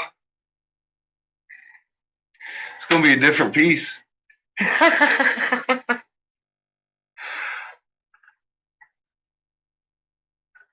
Robert.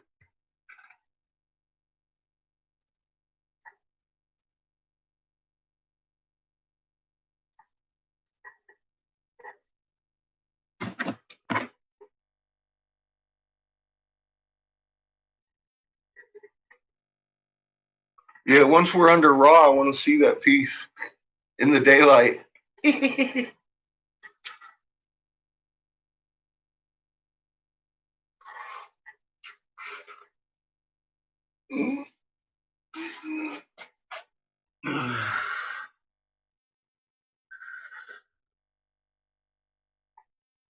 about ready to start making some more pieces.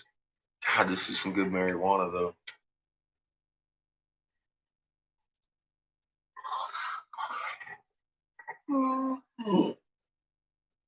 We're listening to Angkor Wat history today, and then I believe this is going to go into them taking over parts of China and shit and their regime when they were at the height of their, and that's how they got Hindu and Buddhism mixed up into China and fucking all that stuff.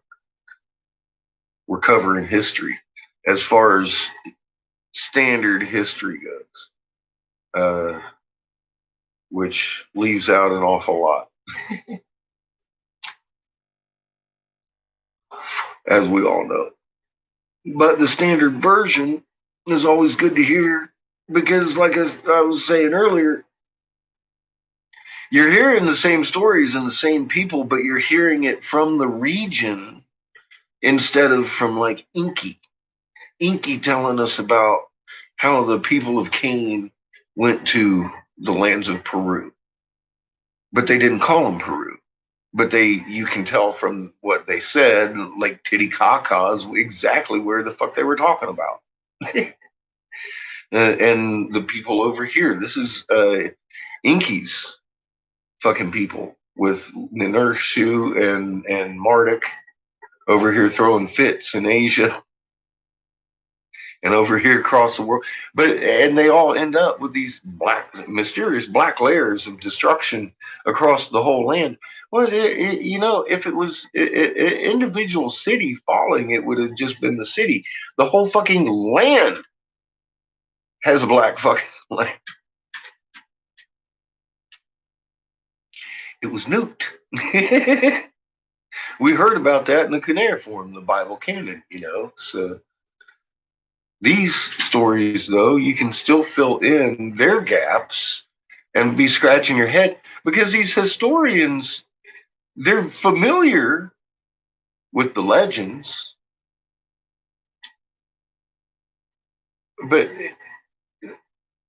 they discount them, even though these legends fill in every one of their goddamn gaps. It's like, they do this shit on purpose. It's fucking nuts. And you can tell homeboy over here is pretty fucking compliant with it. But he does a good job. He really does. I've listened to these, all of them, and I think they're very valuable to listen to. We get to actually hear about Sargon from the people he ruled. You know what I mean? Instead of hearing about Sargon as a relative to this guy who's writing this shit. That's what I kind of like about it.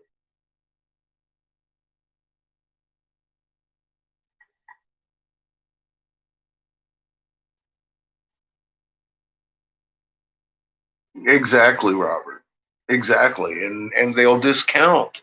They'll be like, well, we don't know what happened here?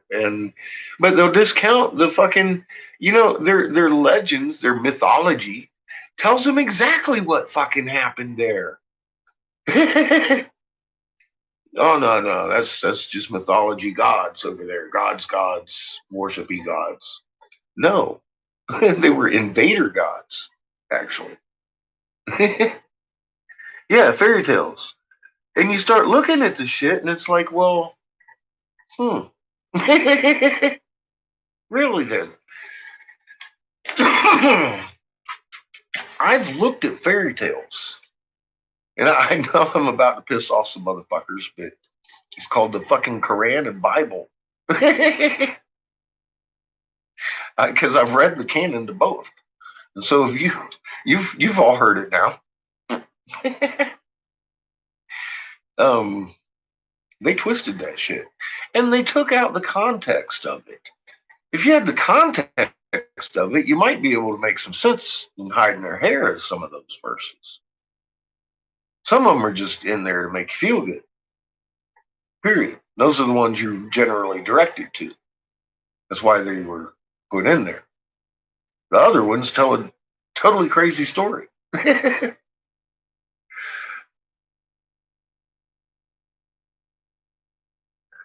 Well, Robert, it's a possibility.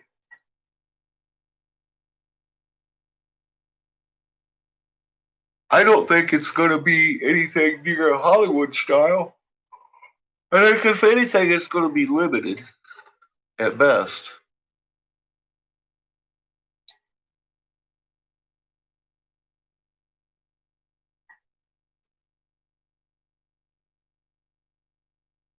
They won't be allowed to destroy the earth and us.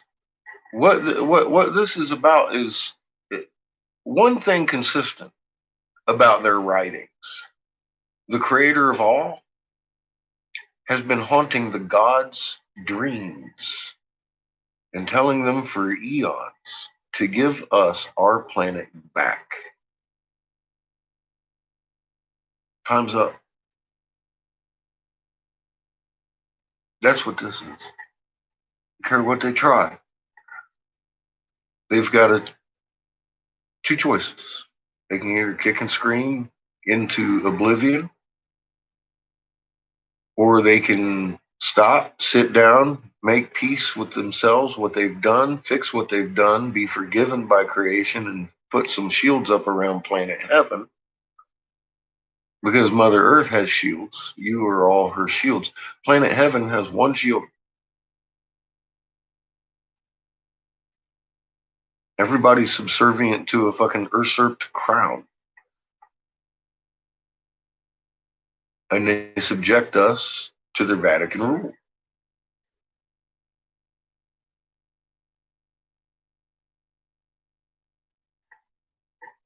Cave.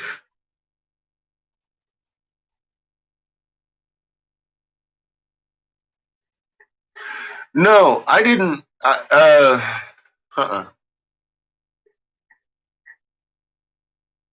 Time travel in caves. I read something that seemed like it might be talking about time travel in both books, actually. The portals. And I mean, look at Ezekiel's wheel and shit. He definitely ain't talking fucking spiritual shit. Um, I viewed them very much. Most of those verses are in both books. Like I said, the Quran is less violent. They've added some different books and they've taken out less books than the Bible has. Um, they took out an awful lot of Genesis murders by God that the Bible has. And the end. Basically, it seems that the heroes are swapped.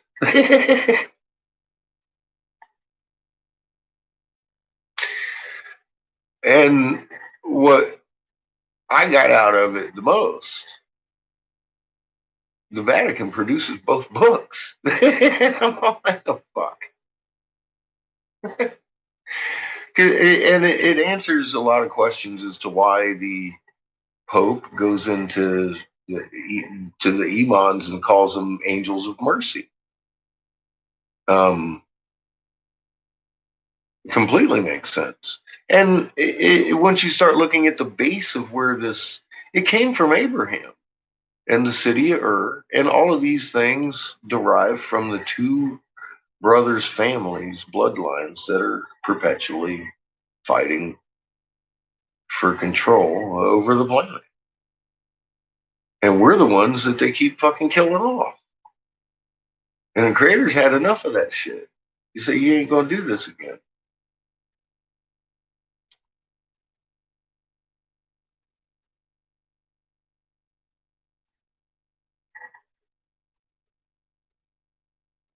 Yeah, exactly. This is about Mother Earth and them enslaving creating. First, she's part of first creation. How dare they? That's that's actually where that's between them and the creator, and they've got a lot to be forgiven for. And I know from personal stance that it could be done. They need to stop their fucking fearing of what they've done, because of course, I mean, fuck's sake, man, they get my information, they watch me, they make videos about me, they know what the fuck we're seeing. They tried to fucking kill me. And it stopped after I started reading the hieroglyphs, because this is shit that they've fought wars over and they can get it for free here. The funny thing is, they can't use the information outside of Meek for the creator and first creation. They can come to one conclusion: lay it the fuck down. You got a planet to go heal. It ain't gold that's going to do it, it's your hearts. That's what happens when you stop breathing plant farts. You die. So does your planet. Start breathing your fucking energy from here. That's your ultimate symbiotic relationship. And that's information, obviously, they didn't have. But how can they achieve that when their fucking entire history's bent on fucking Anu took over their fucking planet itself from killing and chasing off and fucking usurping the throne? His sons fought over the fucking throne. Everybody fucking fighting over the fucking control of Earth. And fucking Marduk was one of the worst. And then the other brother, but they were fighting each other. Inky's kids are fucking shitty. So are Lil's, man. They go around killing each other. What happened with fucking Sodom and Gomorrah and all this shit? How many cities did they fucking destroy because they were sinning? They were following Marduk. That was their sin. That was their sin. They were following Marduk. They were sinning. They deserved to fucking die because Marduk had run around pretending to be a god. Ra, Amun, fucking over here, Quasi with the fucking feathers, all that shit. And they tell us about all that. They told us about his world tour, how he went to Asia. That's Inky's territory. We already know all this shit. And the Ngursu thing, all this stuff. We've heard all these stories. Now we're hearing them from the regions and the people that were in that region and the history of it. So it's like a double-sided, like, wow, this. If you understand what you're listening to, though, and a lot of you that have listened to the Inky stuff and all that shit with me is, or you should be pretty well familiar with what we're hearing. And I'll be pointing it out, which we've already begun. But this shit's been embedded in us fucking forever, and they need to stop. They just need to stop. It's their way, and their way is wrong, and their way has been forced on us, and our way is wrong, and we need to fix it. And this is what it looks like.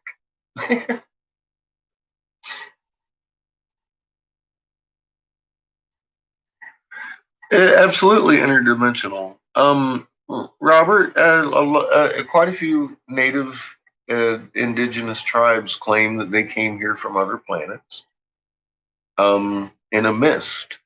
And the way that mist was created is a love seat or love circle or love. Uh,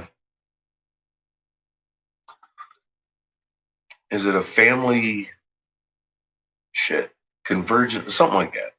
They've got all kinds of different names for what they were. Well, basically, what it is in a loving heart and a meekness in creation, we can oppose each other and make different callback arrays with human beings and cause convergences. Lazarus seats the open door to God, a black hole, and with a straight heart and intent to be pure, non-divisive, and adding to creation, we can roll through there anywhere your heart desires. You will acclimatize instantaneously to the planet. You don't have to travel there. If you travel there you don't have to have your human with you because you will be adjusted to the human of that planet. See, that's why we die early and go crazy and fucking die early on planet Heaven because we're minus our human frequency and we went over there in their mechanics. They took us up and out. That's not the way you do it in creation. One family, one tribe, one planet.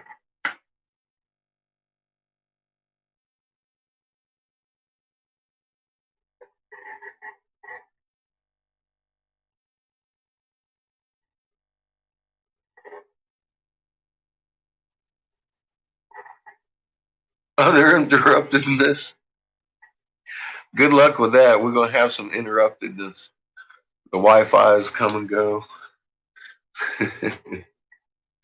My electric's acting funny.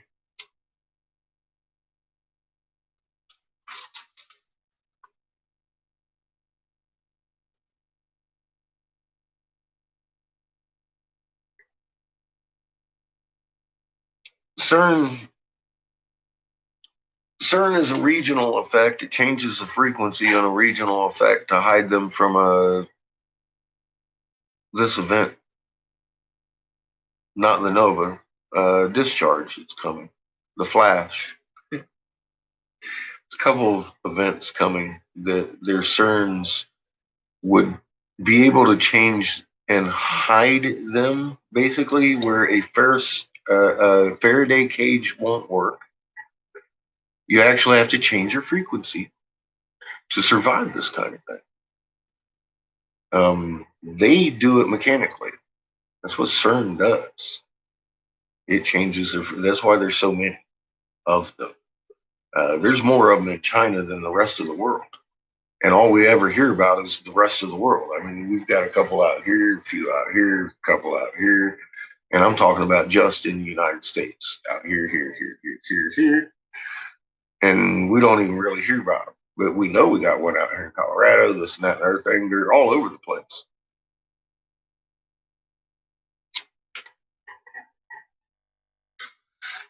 It's going to be down election day. Imagine that. I'll bet you very few people go out and look at the moon anyway. For one day, they'll probably be sitting there trying to figure out what the hell's wrong with their internet.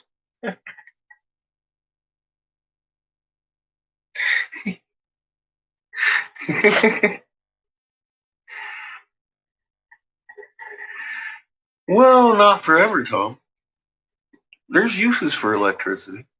We're electromagnetic beings, and we can produce electricity perpetually. Um,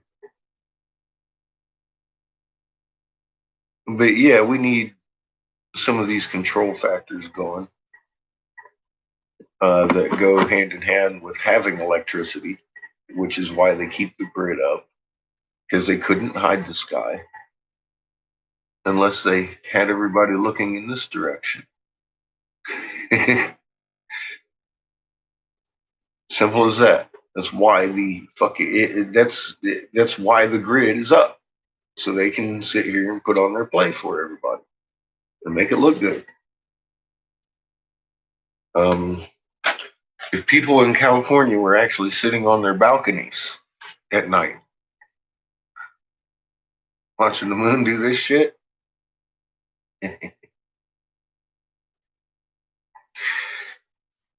They'd be sitting on their balconies in Aspen soon. California would be at crickets.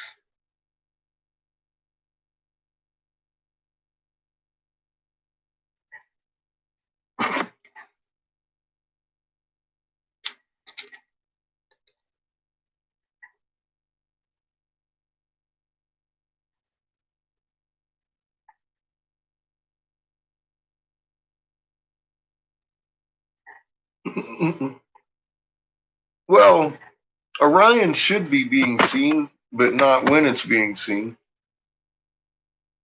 We're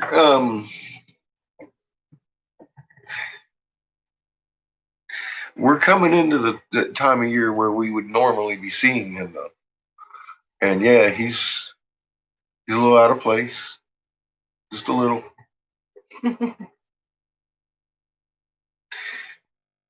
He's almost due east, you know? It's like,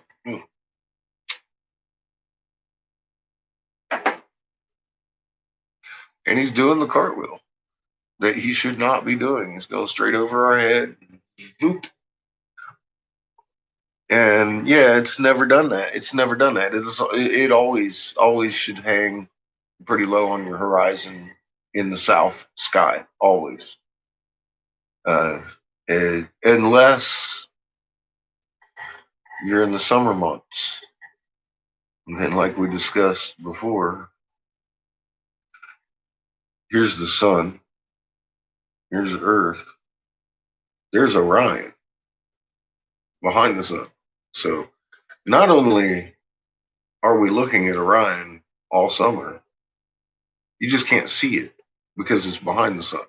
However, the entire 12 hours we're at night, we're looking in the exact opposite direction of Orion all summer. If we're on the summer side of the sun. Now, I beg you to tell me how we've been watching and viewing and talking about fucking Orion and doing a cartwheel and watch Orion all summer if we've been on the summer side of the sun, because physics dictates we shouldn't have seen what we saw all summer. Eric Briggs is right about that. I knew that too. I mean, I wouldn't.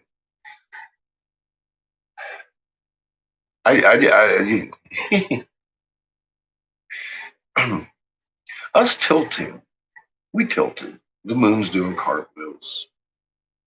Motherfuckers, we watched Orion this summer. See, people don't understand that. It's a little bit more complicated than the moon to me, but to me, way bigger ramifications than the moon's doing cartwheels. We fucking watched Orion rise all summer. We weren't on the summer side of the sun ever this year.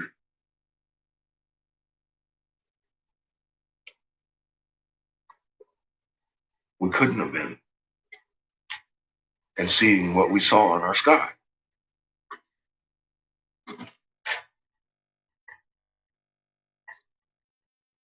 Right? How are you going to look out at your night sky when Orion's back here? I don't care what way you turn, even when you turn towards the sun, Orion is on the other side of the sun. You're not seeing it until noon.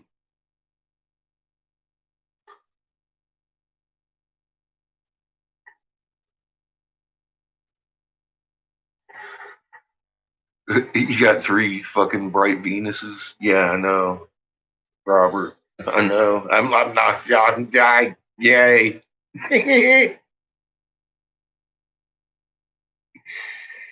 Cow farts.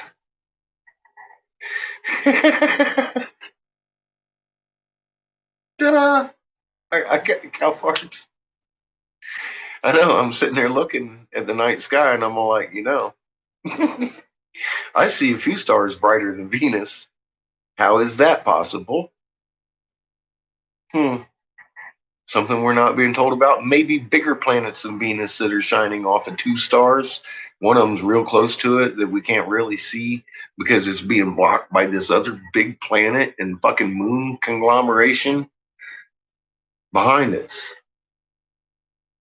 You can see them, of course, at night, but who's not sleeping at night? Who's out running around outside of their city looking at the night sky? Not many people.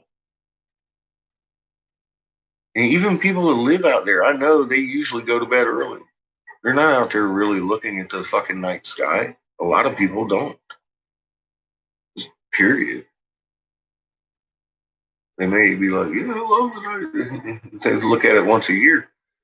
Well, if you're outside of your city and you're out actually looking at your fucking sky, you're gonna find some blank spots, some very big blank spots with no star field. Keep looking. Right there. You're gonna start seeing circumference of what the fuck is blocking out the star field, and you're gonna be like, oh, that is big.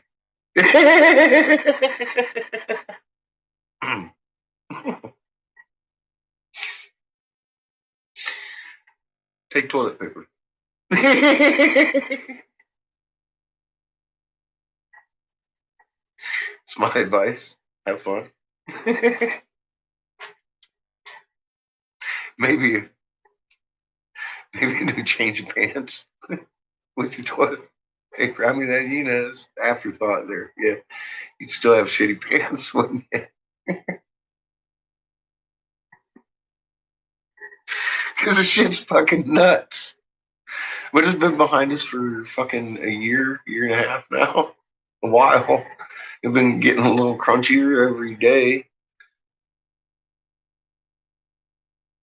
We're all still here. Don't panic when you see them. Seriously, but you might want to condition yourself for what's coming.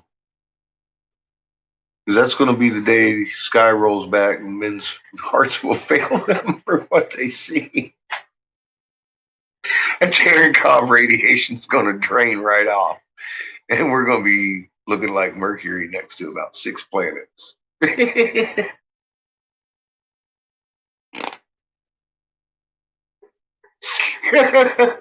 And then we're going to bounce like a little basketball up and around and into orbit of our blue sun.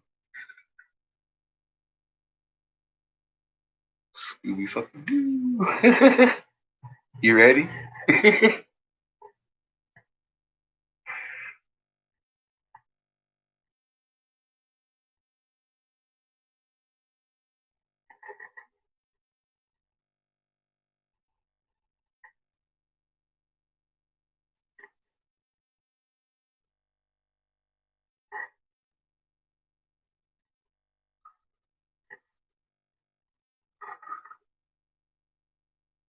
Yeah, there's a lot of blue suns in the universe. That's like uh, one of the most common, and they don't tell you that they're actually ultraviolet. You can see them better further away because they're backdropped in dark. I had never actually realized what a blue sun was until I started fucking seeing a magnetosphere that was showing up like a sun in the grumpy moose. I want to say it would rise, but it wouldn't. It was like always there. It's our pole star now. It's just always there. But when the sun goes down, you see it in this grumpy moose camera. And I was like, what the fuck is that? We actually had an argument. Is this a fucking farmer's field light? I'm like, no.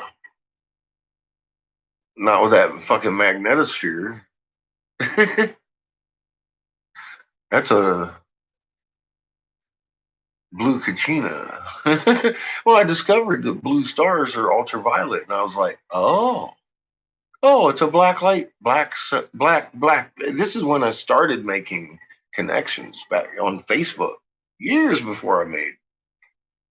This is like 2014. This is years before I made my first video. Boy, I was running around trying to get everybody to talk about it. Nobody wanted to talk about it. Still don't, except for Shepard and Bellis. So thank God he started talking about it, or starting to do something about it, because somebody needs to. It's fucking real. It's fucking incredible. And we've been deprived of this information for so long. That magnetosphere, I had no idea for traveling for 3.5 years, watching that motherfucker getting more and more defined and closer and brighter with a few thousand people on my Facebook page. I had no idea it was actually Ra's goddamn shirt. I was literally calling that my Lady Blue Kachina for years. Look at my Lady Blue Kachina. Look at Blue Star, Blue Kachina. That's all I knew. And then that night, spat out fucking Ra. I spat out a little turd. I was like, what? My Lady Blue Kachina just slapped me with her fucking dingly cobra right across the face. Tip-a-dink. How wrong could I have been? Oh my god.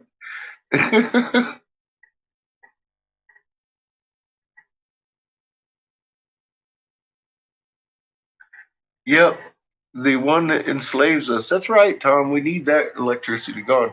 We need to produce electricity with magnets instead of fucking producing electricity with moving magnets. We need to produce it the real way. And that is oppose our magnets and clamp them down. No moving parts. You're getting electric flow right now.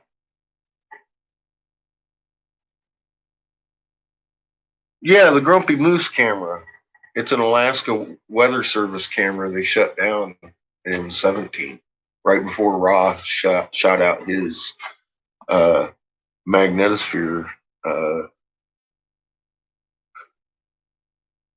in 18.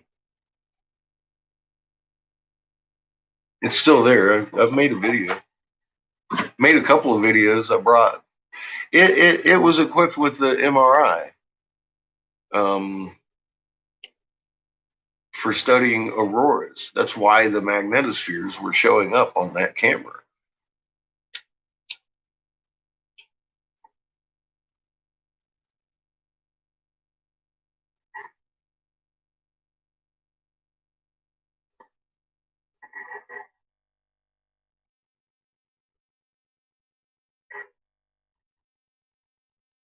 Yep, it is actually on several videos.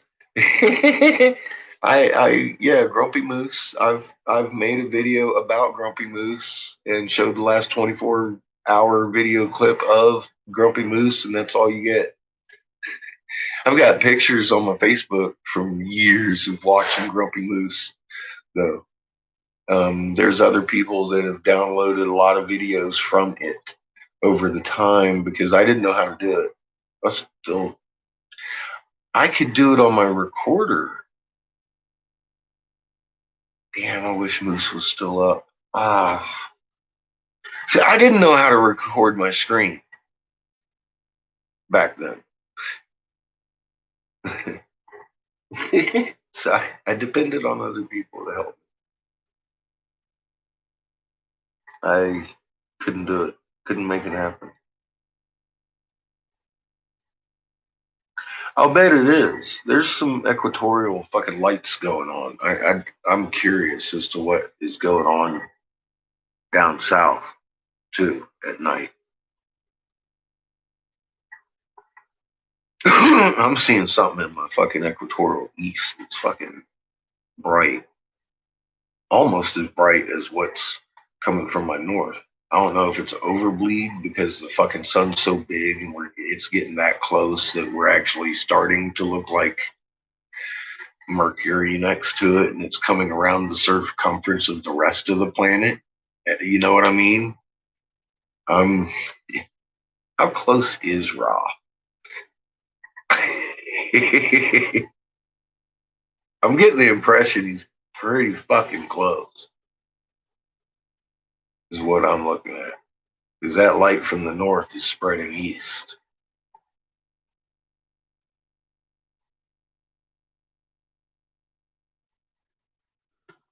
That was on WSO channel.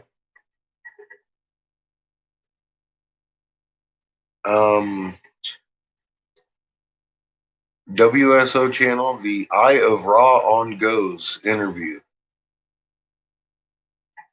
with Steve and Bobby Maverick. It happened at 33.3 in the video. Exactly.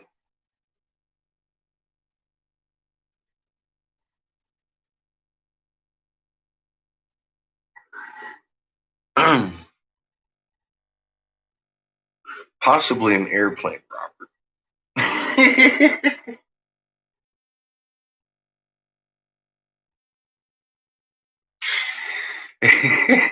It may be a planet. We look much like that in space too. Once you get up on us, we've got a bow shot too, like a comet.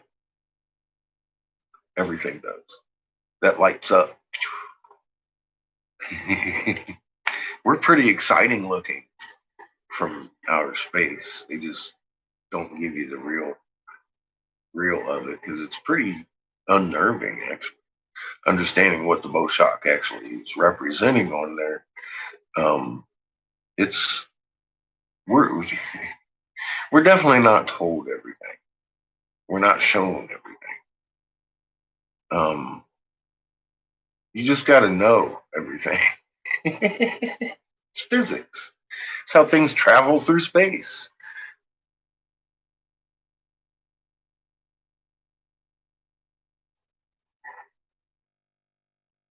No, she's not really in a good mood today, Exile. She's not. I know. She's feeling pressure. Her aunt's over there with a gun to her head. These fucktards over here playing games. Look under the Vatican. Look in my heart.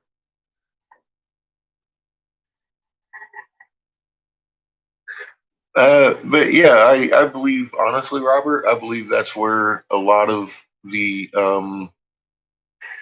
Anunnaki definitely live in those catacombs, not the ones we're shown, but they're down there. Some of them. There's a couple of facts. I mean, they're all over the globe. They're in different spots. Some of them are out here with the um, citizens of Canaan. you know, some of them are out in Tibet and India. Um, they have regions still, very definitely, still have regions over which they control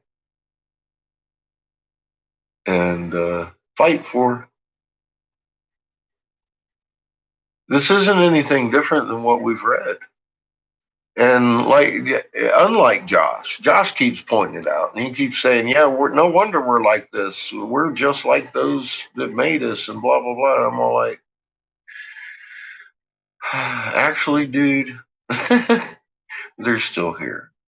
We're not like them. And history will tell you that when we're left on alone on our own, war become more ceremony than anything.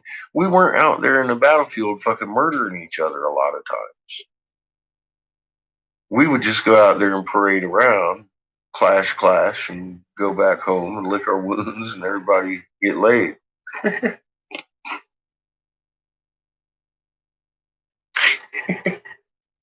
That's what they said, not me.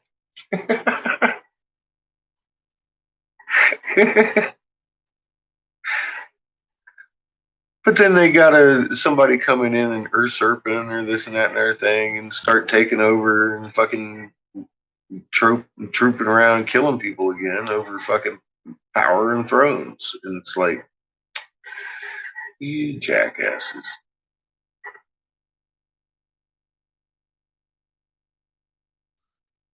Yeah, and they slash and burn us.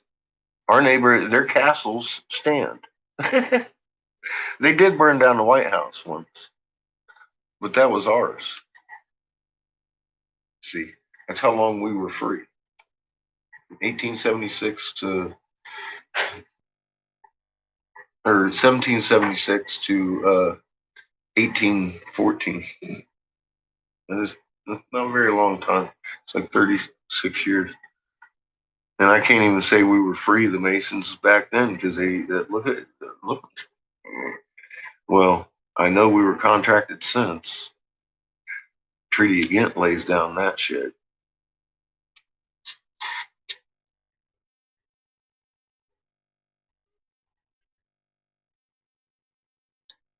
No, he doesn't read his YouTube announcements apparently. And like I said, I'm not going to join his club.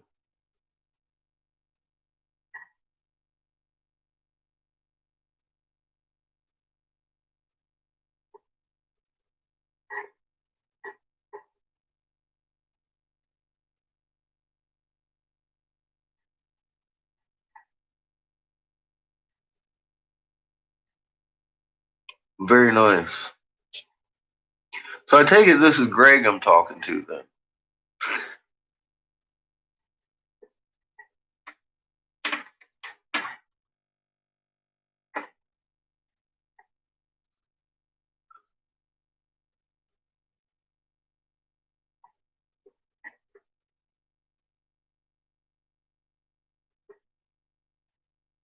Nice. Go, no? Bunch of ex-junkies. Mine was fucking cocaine. Ugh, I'll be right back. It's like ham sandwich now. That's my joke.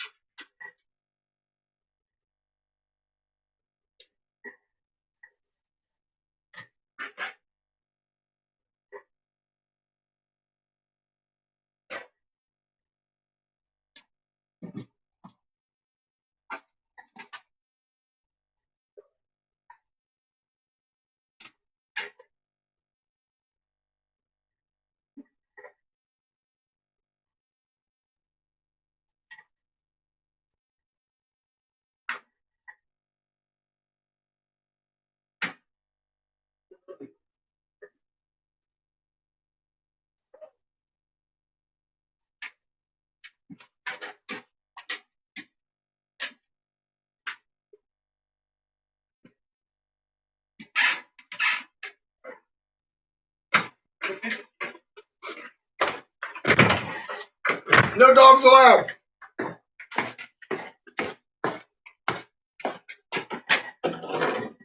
Okay, him. Shit. Fuck, I forgot to put on the fucking hoopty, didn't I? I thought you guys were down here listening to this stuff. You probably were. Me being mean to Patches. She has no thumbs. She gets no ham sandwiches. By Jayavarman II. While the Khmer were an inland people, the Cham were seagoers, mariners, and My traders. kid, he's excited about Golden One Corral. low-relief carving at I'm the excited. Angkorian temple called the Bayon shows Cham I wish I sailors had teeth to fighting eat a against the steak. Khmer, sailing in long rowing boats with dragon-headed prows That's why I and get for umbrellas thinking, man. overhead to shade them from the sun. I'll put this image up on Patreon too.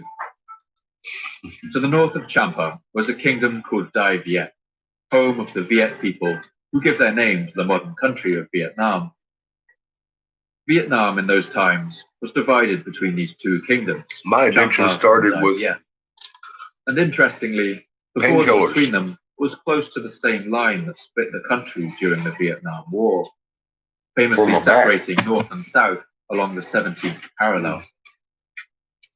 King Suryavarman was determined to conquer these ancient coastal kingdoms and take advantage of the rich traffic of trade that passed down their coastlines from China. It ended with He me being embarked young on and 3 dumb. separate invasions of Vietnam, each of them resulting in failure.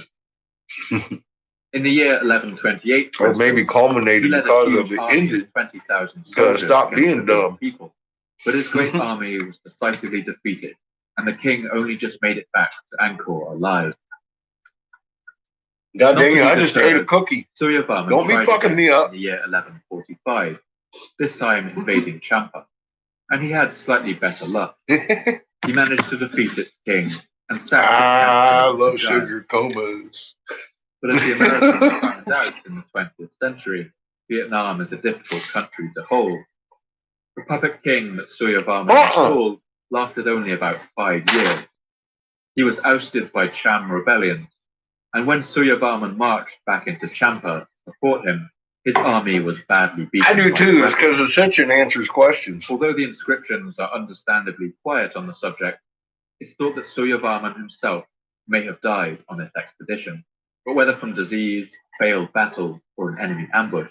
You got your poop hole there All of this warring to for shove little all your benefit stuff must have drained down the coffers tube, of straight down the Khmer hole, state, and you got caused multiple great holes instability and resentment within in the your kingdom. downstem. And perhaps most devastatingly of The all, bottom hole goes just for Suryavarman died cleaning. without a clear heir. I mean, it adds to Civil wars a were flare a too. constant problem in medieval A Cambodia. nice little restricted Of all the hole. 27 rulers of Angkor, only 16 ever had a legitimate claim And, to power. After Galaxy of Suryavarman died, craziness. one of his cousins seized the throne, and a bitter period of fighting began. Now, increasingly inept rulers vied for control of the weakened Khmer state, You've looked at and it it was enough. amid all of this that the great temple of Angkor Wat was finally completed, years after Suryavarman died. Today, its architectural magnificence has cemented his place in history as I one like of up on Cambodia's it like great that. You can kings, see the planet but it's a in the reputation reflection. that perhaps Isn't that he cool? didn't entirely deserve. And then you see the other side's got Civil the wars, rebellions, and foreign invasions further weakened the Khmer state over the next 30 years, where's my until it comet? began There's to the comet seem like its collapse Oops. was imminent. right But in there, the year 1120, and then a the prince galaxy born swirl who on would the change bottom its there. fortunes for the better, a man who would be remembered as the greatest of all Khmer kings. And the incredible story of his rise to power should tell you just a little about what kind of man he was.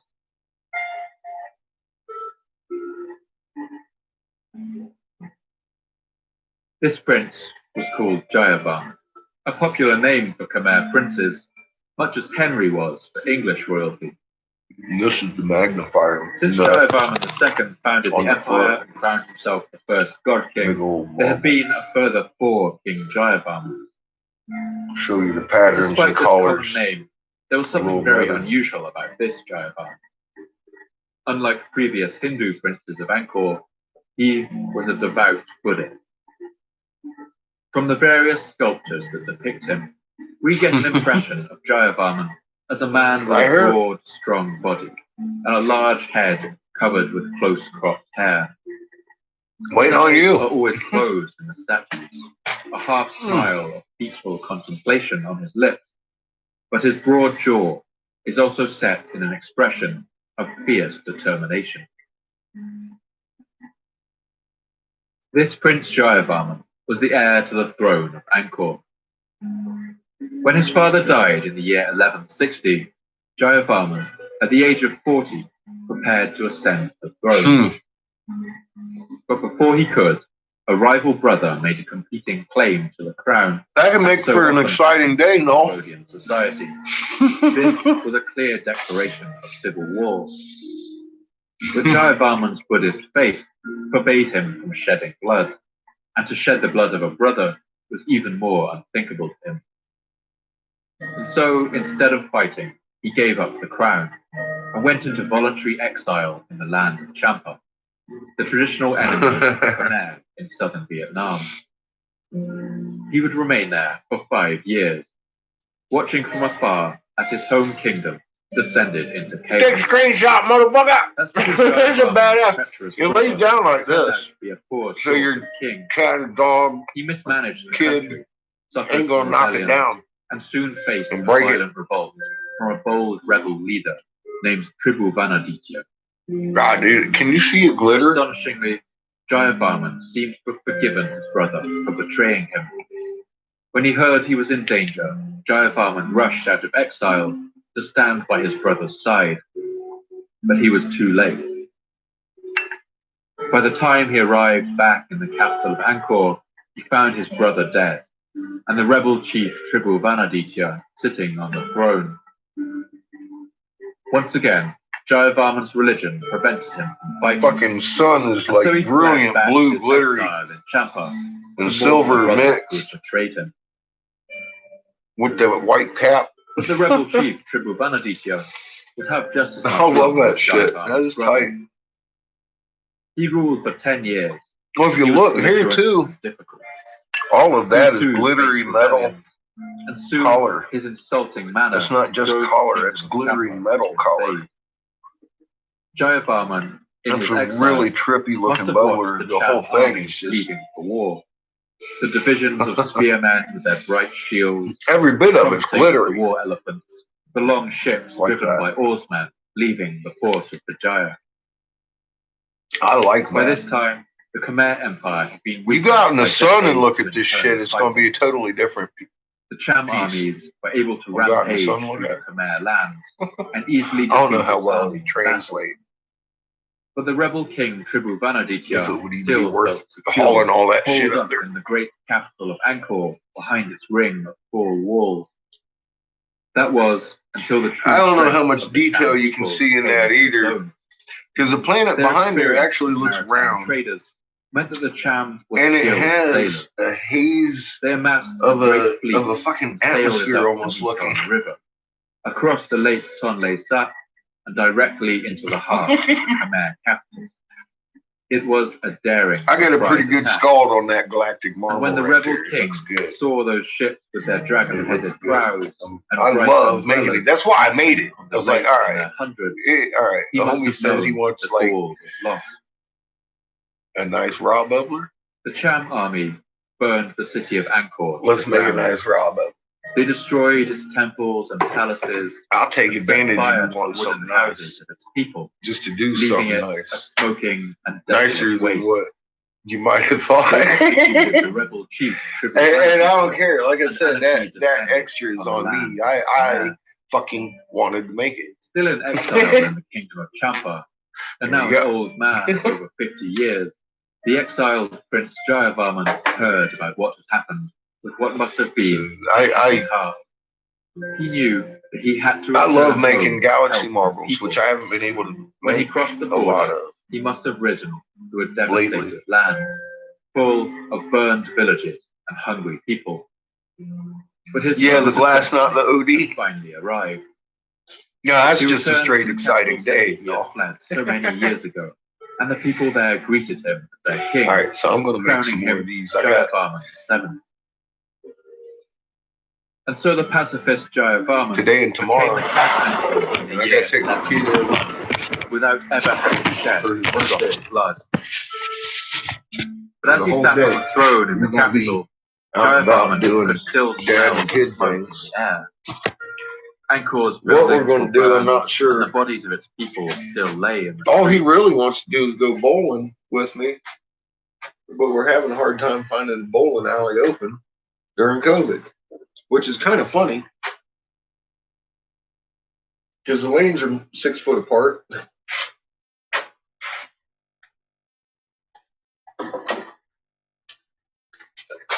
Might run into something in Pueblo, maybe.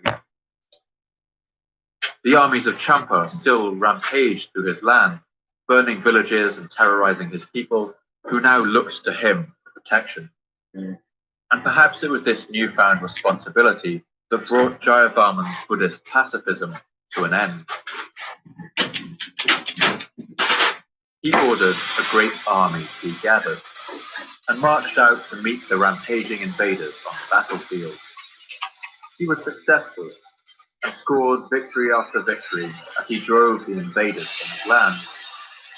Once the Cham armies were expelled, Jayavarman VII rode back to Champa, this time not as a broken exile, but at the head of an army. He took revenge on the Cham people for the destruction of Angkor, sacking their capital in turn and dethroning their king. Cham finally became a part of the Khmer Empire, which was now wider and broader than it had ever been in history. But when Jayavarman returned to his capital, he found it still in a state of great destruction. Its wooden houses were burnt, its gilded temples robbed, and its once opulent palace lying in ash and ruins. And so he embarked on a building project that would have few equals in history, and would turn the capital of the Khmer Empire into the envy of the world. Jayavarman rebuilt the city in a single burst of vast constructive energy, and this part of Angkor is known today as Angkor Thom, or the Great City. Jayavarman's new city was a perfect square of mathematical precision, surrounded by a moat 3 kilometers long on either side and enclosing an area of 9 square kilometers. You really have to see aerial photographs to get a sense of the engineering marvel that this city represents, and I'll post some of these on Twitter and Patreon for you to see. Jayavarman VII poured all of his energy into the construction of this new capital, and one inscription found in the city even refers to Jayavarman as a groom, while the new city of Angkor Thom is his bride. Carvings in the Bayon Temple in Angkor Thom give us a glimpse of the frenzy of construction that went on here. The city must have been wrapped in bamboo scaffolding as far as the eye could see, with the sounds of hammers and chisels napping away at the stones, the huffing of work elephants carrying their loads of stone through the streets, and workers heaving on ropes. Jayavarman undertook a vast public works program too, building roads that connected every one of Cambodia's towns. The building project swelled the population of Angkor and supercharged the kingdom's economic growth. But Jayavarman would be significant for one other reason.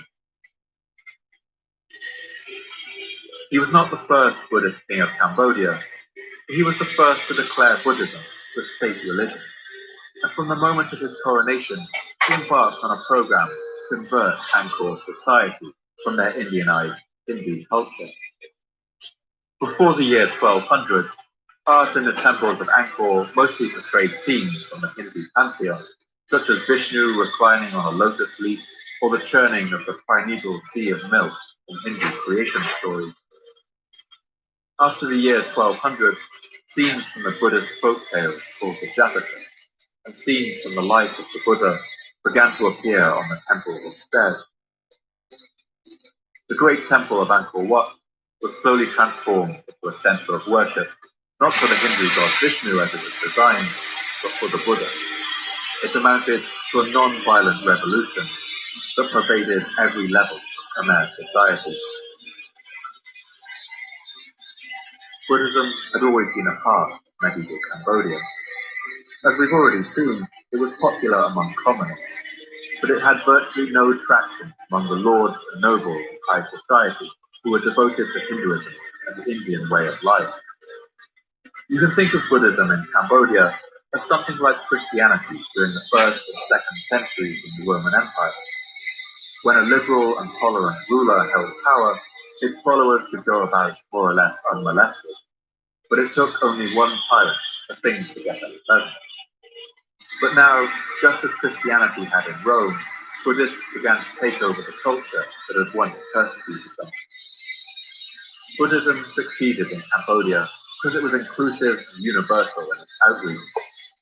It recruited its disciples and monks not only from the nobles and royal court, but also from the villages and among the peasants. This inclusiveness was also reflected in its architecture.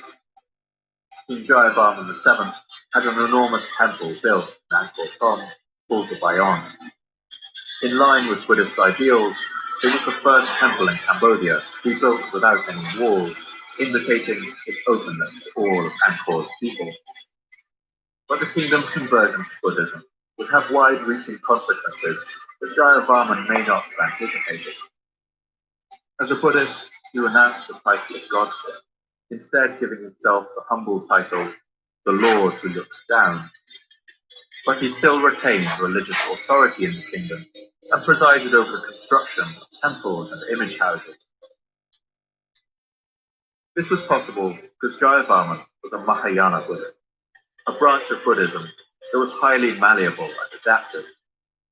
As it spread north out of India into Cambodia, Tibet, and China, Mahayana Buddhism took on local customs and beliefs wherever it went. So it was no problem for Jayavarman to retain the traditional religious power of the god kings who had come before him. But in the century that followed Jayavarman's rule, the state religion would change multiple times, depending on the varying beliefs of the ruler. The Khmer Empire would be Buddhist for one king's reign, and then return to the Hindu god king for another.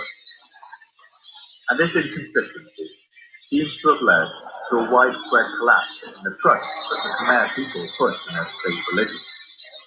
The common people must have asked themselves, well, is the king a god or isn't he? Into this vacuum of trust swept a new religion. It was a hardline branch of Buddhism called Theravada, which held much closer to the way Buddhism was originally taught in its homeland of India. Theravada Buddhism is austere and uncompromising. Its monks live in poverty, forbidden from even touching money. They wandered between villages on pilgrimage and lived only on what the people gave them to eat. For centuries now, Khmer society had been a picture of inequality.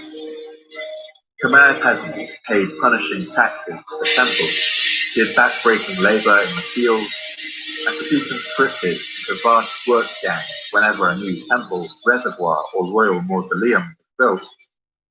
It's estimated that the construction of the Great Reservoir of the West Barai, for instance, would have taken the work of 200,000 peasants working for 3 years.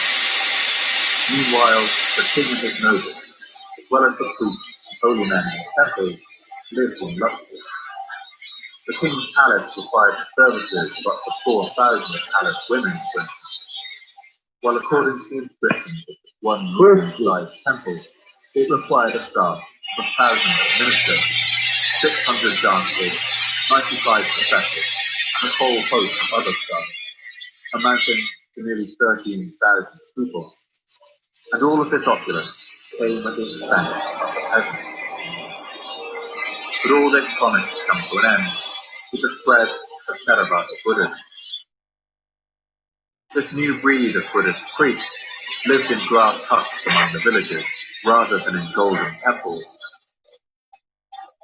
It's not hard to see how this new religion became so popular among Cambodia's people and how dangerous it would soon become to the authority of the crown. By the year 1295, only 70 years after Jayavarman VII's death, the spread of Theravada Buddhism meant that the king was no longer considered as any religious authority. The reign of the God King comes to an end, for the rulers of the empire followed this which fell to darkness.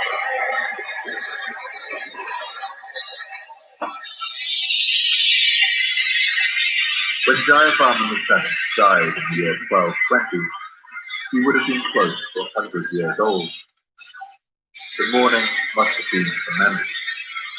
The pipes and sausages, the drums and songs, flutes and banners, funerals would have been audible in great distance. The people of Angkor were mourning for their greatest king, but they may as well be mourning for their whole empire. That's because after the reign of Jayavarman, the whole of Khmer society would enter into a steady but unstoppable freefall.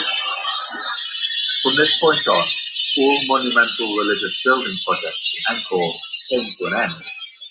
Soon, virtually all building projects ran to a halt. And over the next 100 years, creation of stone inscriptions in the capital slowed until they eventually disappeared forever. Frustratingly for historians, these stone inscriptions were more or less the only story about what was going on in China. With their ancient alphabet, the Khmer kept many books of their own, but these texts were written on strips of dried palm leaves, which are very delicate and perishable.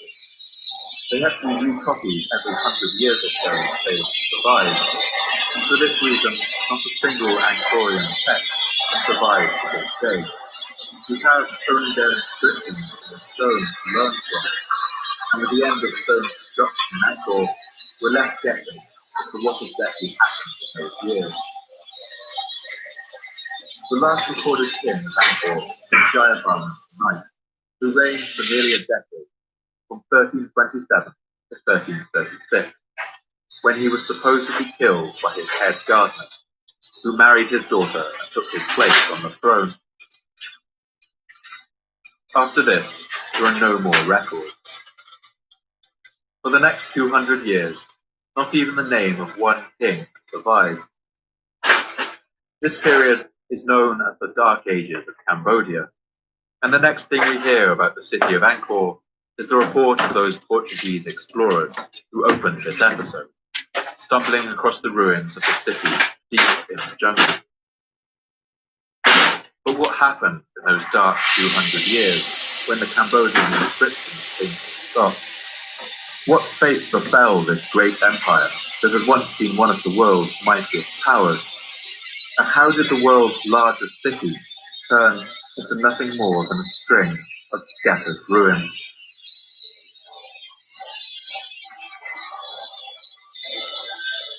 In the year 1296, the Mongol Emperor Timur Khan, who sat on the dragon throne of China, sent an ambassador to their southern neighbor, the Khmer Empire. One member of this mission was a man named Zhou Zhiquan, who spent a year in Angkor. When he returned to China, Zhou Zhiquan wrote a long report to the emperor on what he had seen of the society and culture of Cambodia.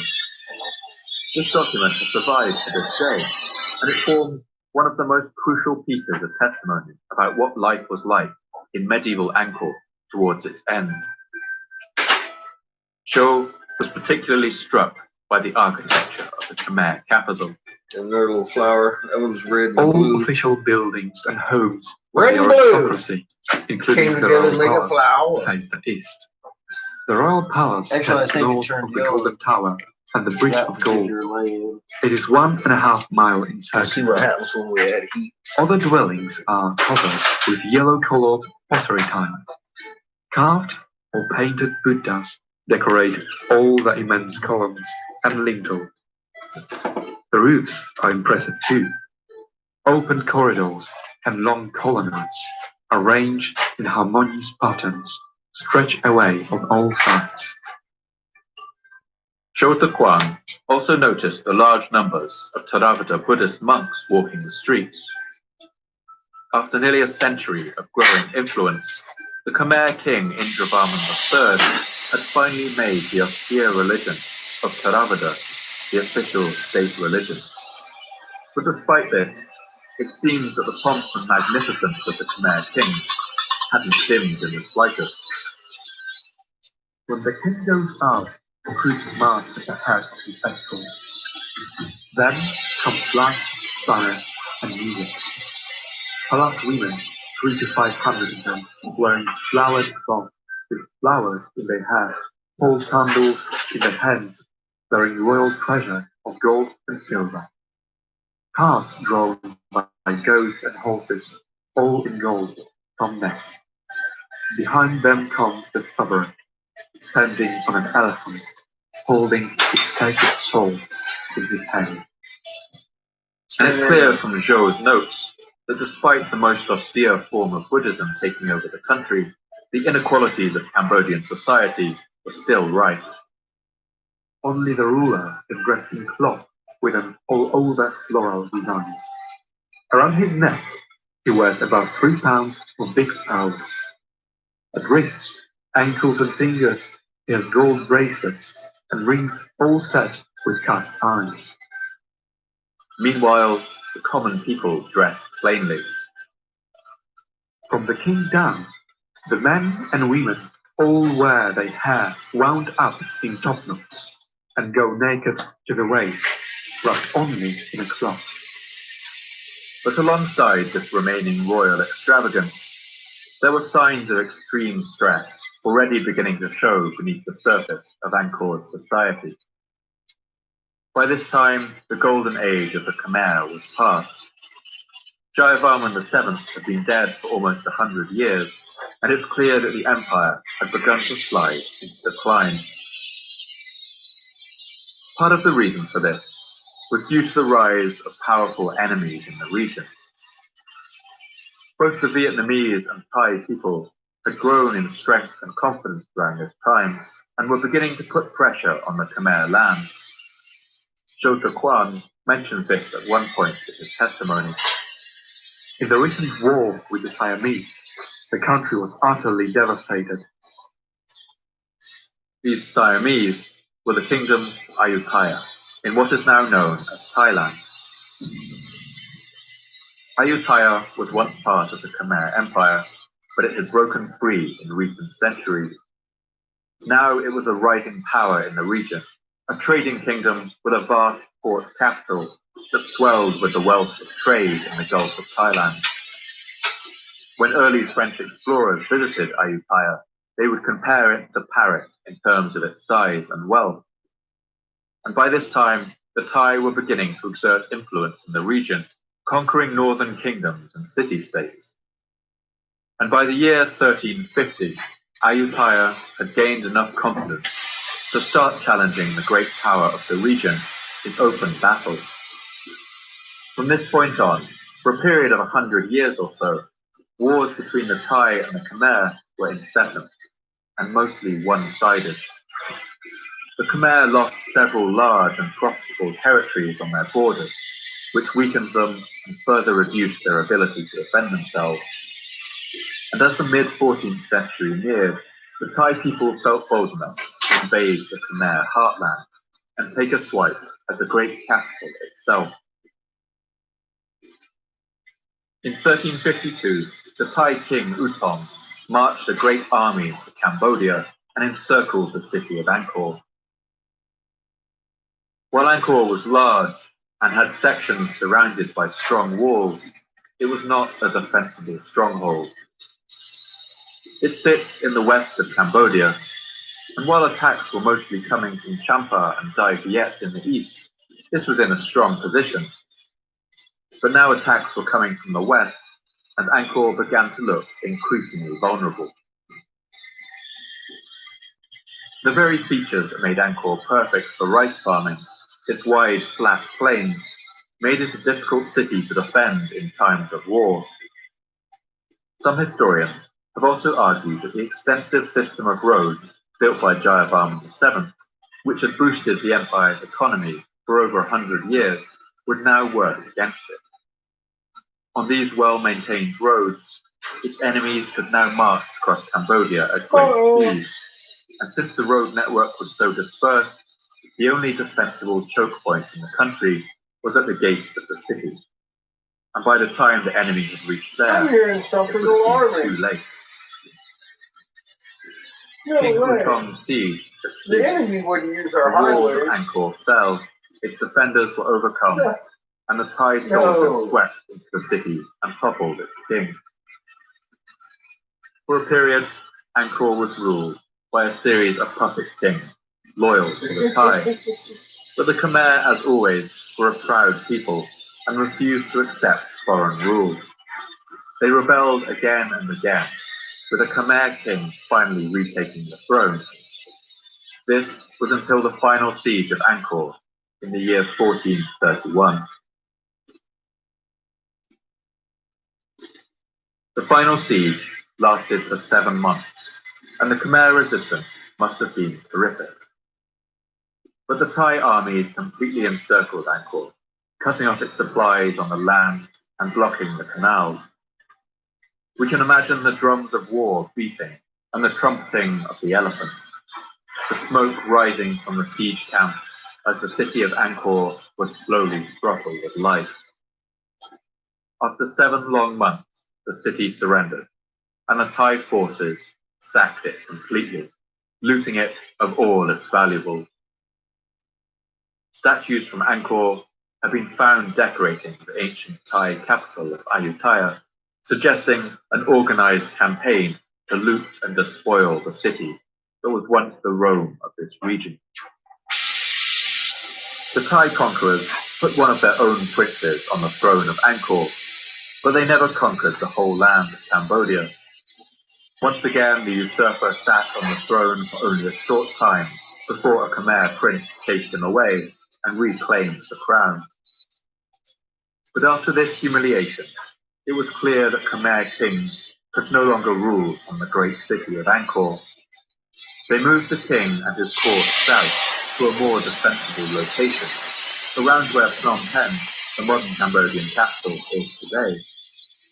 It was the end of the great golden era of the Khmer Empire, and for the city of Angkor, it was the first step in its gradual but inescapable collapse.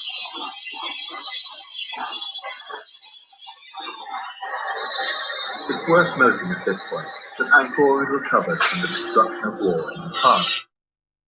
In fact, some of its greatest architectural achievements have risen out of the ashes of destruction, such as Angkor Thom in the time of Jayavarman VII.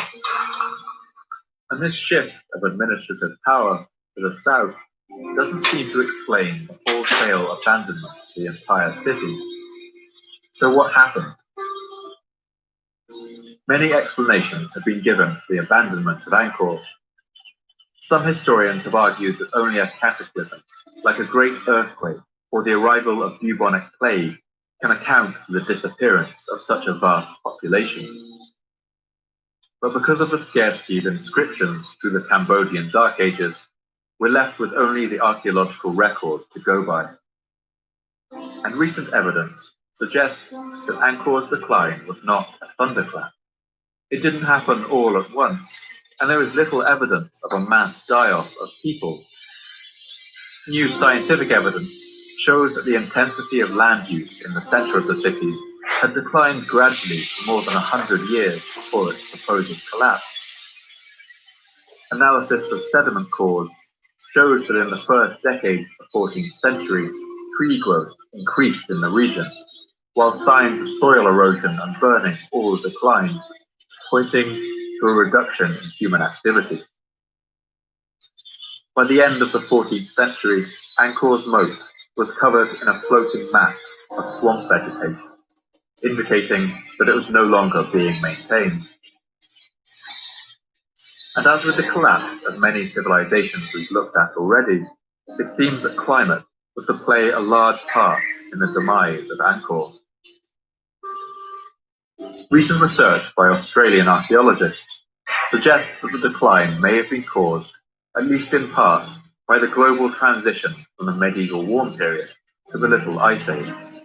A shift that we saw in the previous episode had devastating effects for the Vikings of Greenland.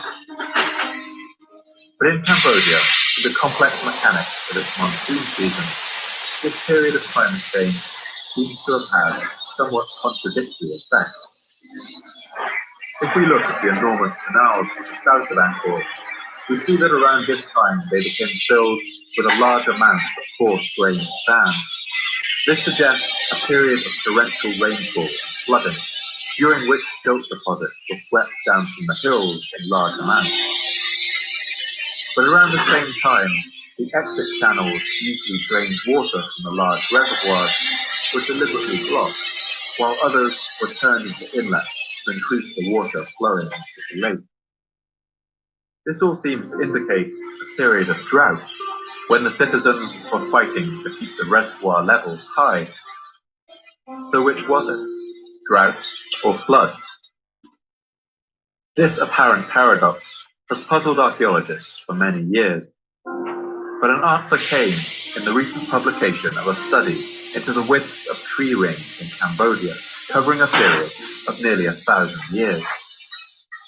Tree rings are wider in periods of heavy rainfall and thinner in years of low rainfall. This study shows that after the year 1350, monsoon rainfall in Southeast Asia became incredibly variable. Between the years 1330 and 1375, a 25-year period of severe droughts occurred. And this happened again between 1400 and 1425. Between these extreme dry periods, the rains fell in a deluge. The period from the mid-14th to the mid-15th century contains an astonishing number of both the wettest and the driest years of the last millennium, and this would spell doom for the city of Angkor. The Khmer were well prepared for droughts that lasted 1 or 2 years, but a nearly 30-year drought would have caused immense damage to this primarily agricultural economy, and the people must have decided that their water system needed to adapt. They hurriedly built emergency canals, running from the hills directly to the city, long and straight so that more water could flow into the reservoirs and fields. They might have celebrated, having solved the problem as they had learned to do over the centuries. But when the drought came to an end, the rains that year were a deluge of unexpected force and volume.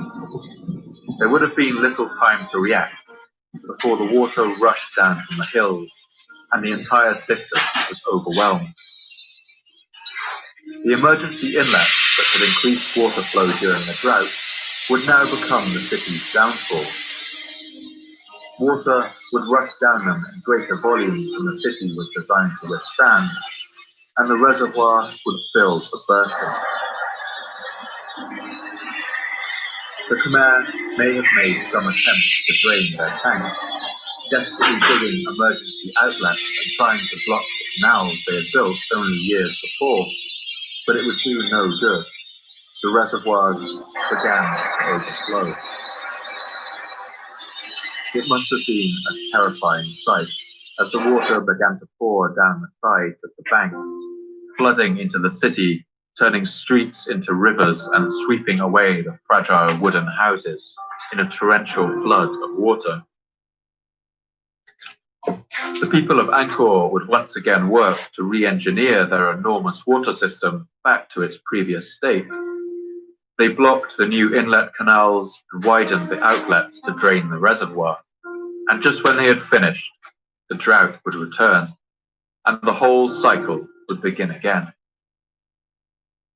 This repeated cycle of severe drought and flooding seems to have been a stress that Angkor's water system simply wasn't versatile enough to withstand, and it led to a series of cascading failures. A cascading failure can occur in any system of interconnected parts when one part of the system fails. Other pieces of the system must now compensate, and this in turn overloads them. Nodes throughout the system fail one after another until the whole infrastructure grinds to a halt. One bridge leading into the temple complex of Angkor Thom tells a chilling story of what must have happened during that time. The first thing we notice is that this bridge appears to have been hastily constructed, with none of the refinement of the nearby construction. And when we look closer, we see that it was built out of building material recycled from nearby temples. Some of its stones show the intricate carvings of a temple wall, but mismatched and jumbled in this new structure. The fact that the Khmer people had to hastily build this bridge shows that something had gone terribly wrong with their water control system, and the fact that they had to reuse stones from their most sacred and revered buildings shows that the situation was desperate. Judging by the damage done to the bridge, efforts to control the floodwaters were unsuccessful. In the end, the river that was supposed to run under it carved a way around the bridge, and its eastern end collapsed. But one question remains. Did the people of Angkor leave because the infrastructure failed, or did the infrastructure fail because people had already left? We may never know the answer to this question, but I would argue that a feedback loop exists between these two factors.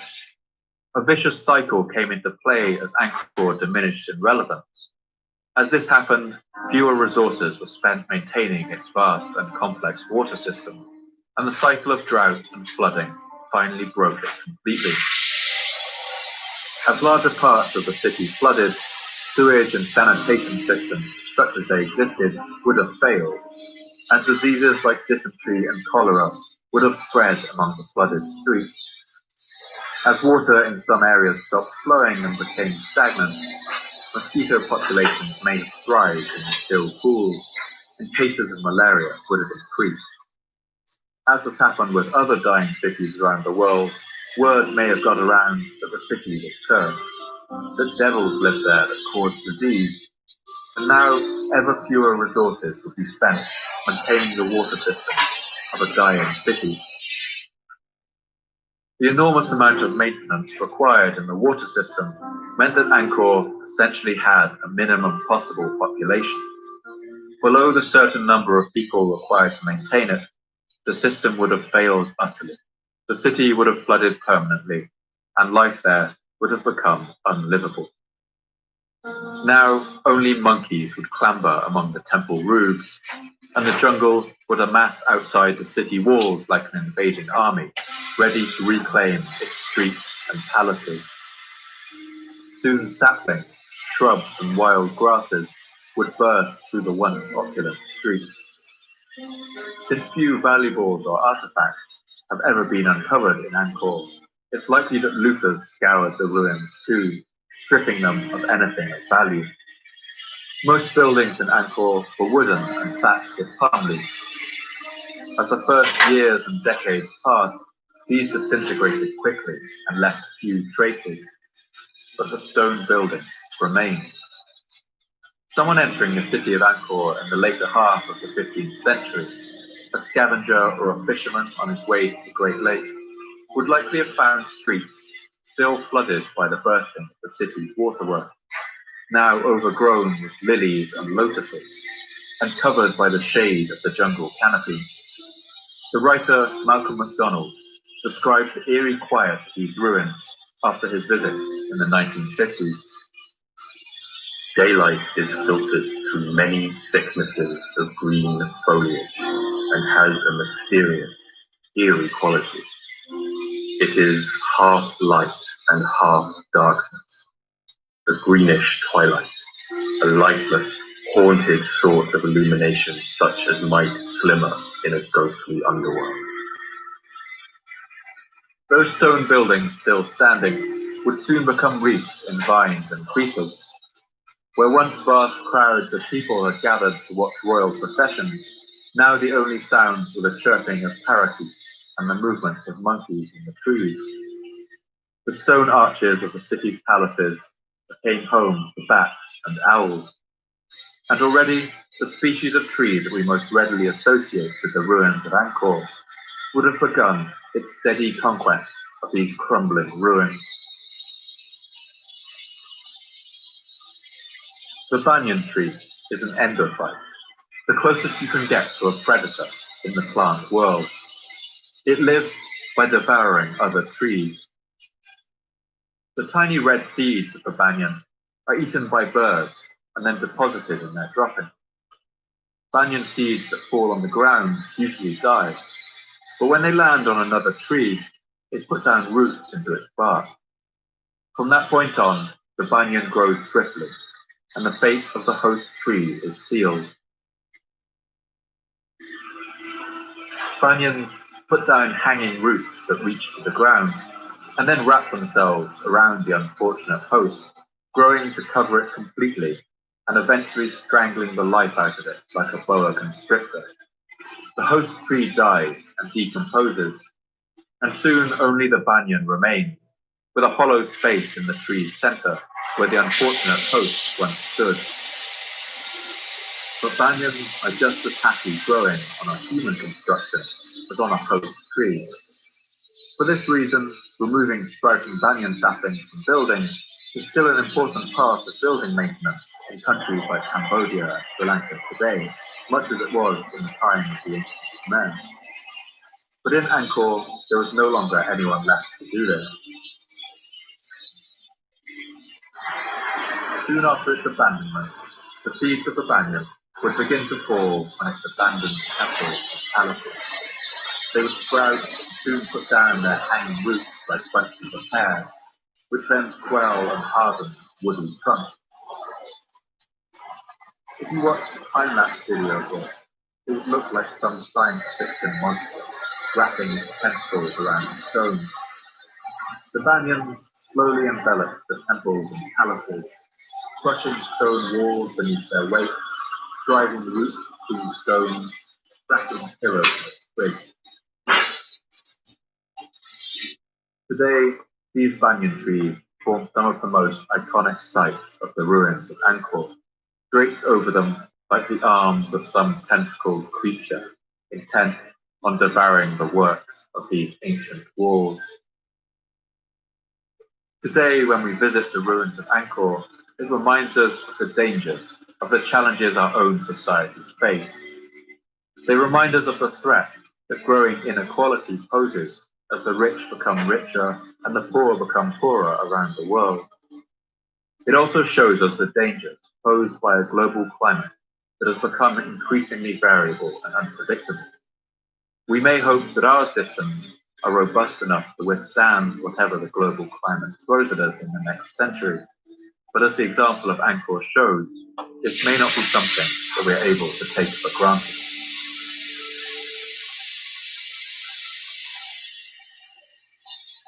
I want to end the episode by listening to a piece of music we've heard a few times already. It's an ancient Cambodian epic called the Riamka, performed by dancers in Cambodia. It's the Khmer version of the Hindu epic, the Ramayana, about a man called Rama, whose wife is stolen from him by a demon king. It's a song of loss and love that sings down to us through the millennia, and is still being performed in Cambodia today. As you listen, try to imagine what it must have been like to live in that vast and ancient city of golden towers, as its age of glory came to an end. Try to imagine what it must have felt like to live in a time when the great machinery of water control built by your ancestors was beginning to fail, and people are leaving the city in droves. As streets emptied and markets closed, as the monks left the temples and the fires in the rest stop began to go out. Imagine being one of the last people to live in the city of Angkor, watching the sun set over the grand temples that are already beginning to crumble against the skyline, sprouting with their first banyan saplings, as the cries of the parakeets and the monkeys stand in the growing darkness.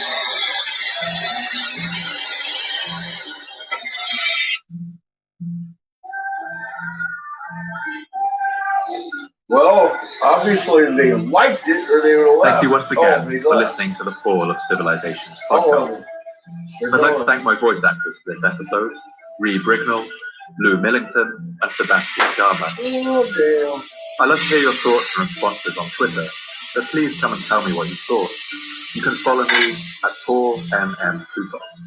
And if you'd like updates about the podcast, announcements about new episodes, as well as images, maps, and reading suggestions, you can follow the podcast at Fall of Civ Pod. with underscores separated from words.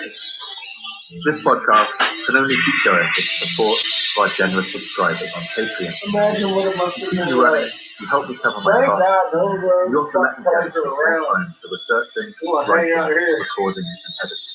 To get the episodes out to you faster and bring as much life and detail to them as possible. I want to thank all my subscribers for making For me those who stuck around, I'll put was a few probably extra exactly maps, what it was images, like. and a reading list up on Patreon as a way to say thank you. If you enjoyed this episode, please consider heading onto patreon.com/Fall of Civilizations _podcast, or just Google Fall of Civilizations Patreon. If you can afford to, please I just contribute can't stop something making to help keep this podcast running. three holes. For now, more. thanks for listening.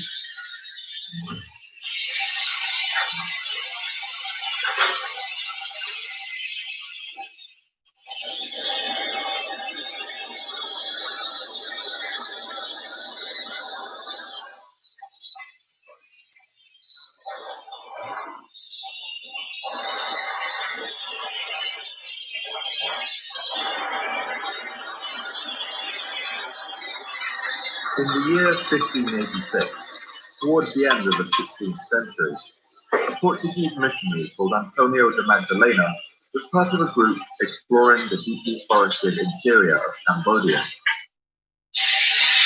They traveled through the sooty heat of the Cambodian jungle, surrounded by the fluttering of banana palms and the chattering of cicadas.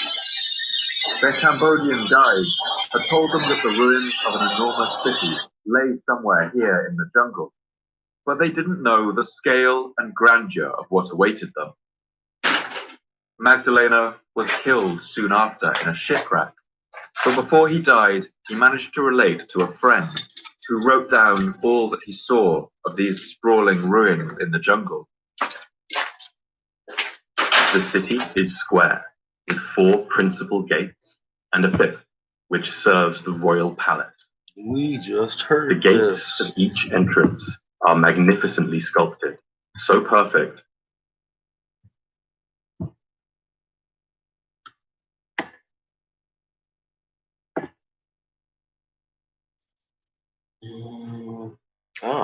Easter Island. That sounds fun.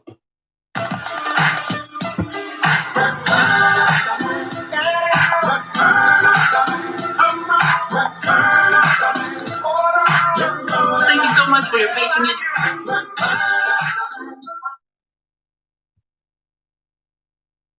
Right on. 2 hours ago, Colleen Ferraro went over to my main page and started watching stuff. We'll see what she thinks. In the early 18th I don't know who century, she is, but a Dutch explorer named Admiral Jacob someone Roggeveen else is going to was look. sailing across the vast blue expanse Hola! of the South Pacific Ocean. He had been on the sea for 17 days, searching the Southern Ocean for a mythical continent known as Terra Australis. And when he saw a They're small genetically island on the disposed to horizon, live longer. his heart must have skipped a beat, as Roggeveen recounts Their in his perception diary. of days are the same. There was a great rejoicing among the people, and everyone hoped that this low land might prove to be a port opening to the unknown southern continent.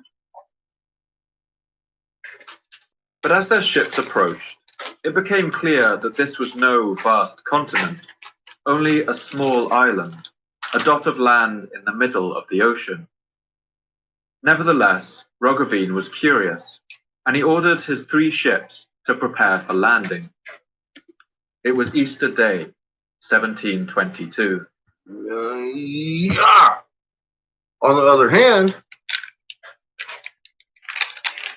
you've got us where they report where Musha Pecan or whatever was fucking taken to heaven. And they were like, oh, you didn't hear. Shortly after he arrived, he became sick, slipped into madness, and died. And I'm like, because he didn't have his human frequency. It's all about your frequency and what planet you're from. You ain't on the right planet, you better get back home. As the Dutch got closer, it became clear that the island ahead of them was inhabited. They saw smoke rising from the villages along the coast.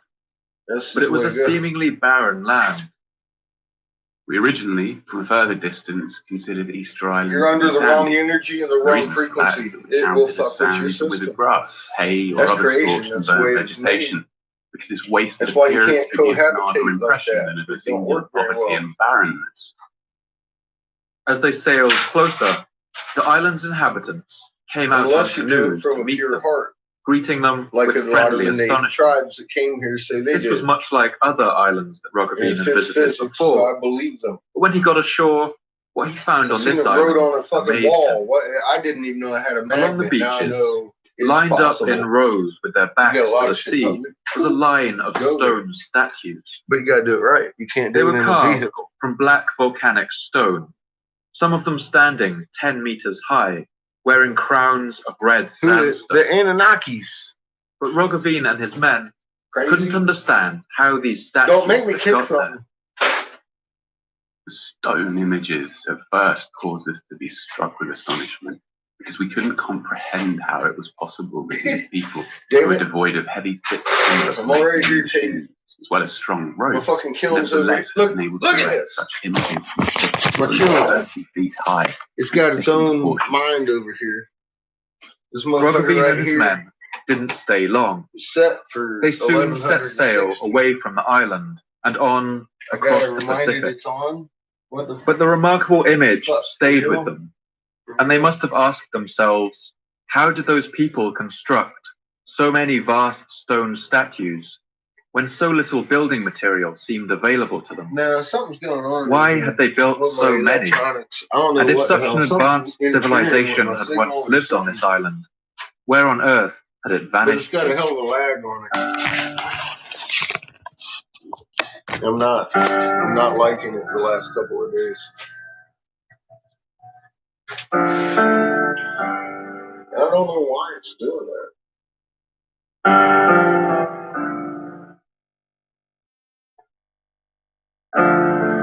One of those mysteries for NASA.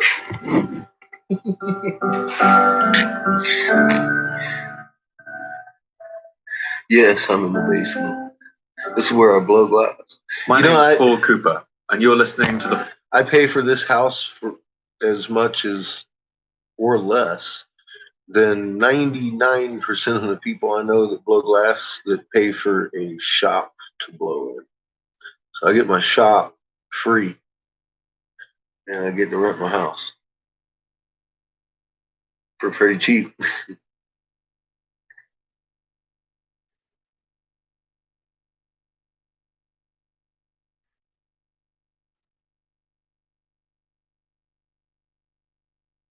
Yeah, you can totally brainwash a whole population in about 80 years.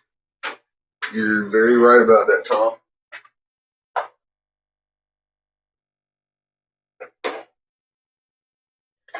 Look at the Civil War. It was fought because of the fucking bullshit that was going on since Ghent and the original DC Organic Act in 1801 and shit. I mean, we was not happy with these banker acts, and they had tried to implement the DC Organic Act again, and we was like, you know what? Let's just fucking shoot it out. We lost. Kennedy tried to rescue us somewhat and take down the Fed, expose the Fed. He made it at least a conversation topic. And then he was honeypotted. Ultimately, honeypot. Ultimate honeypot. Get old Jackie O to pop him in the cap. Everybody stare at a fucking grassy knoll while she does it. Fucking amazing.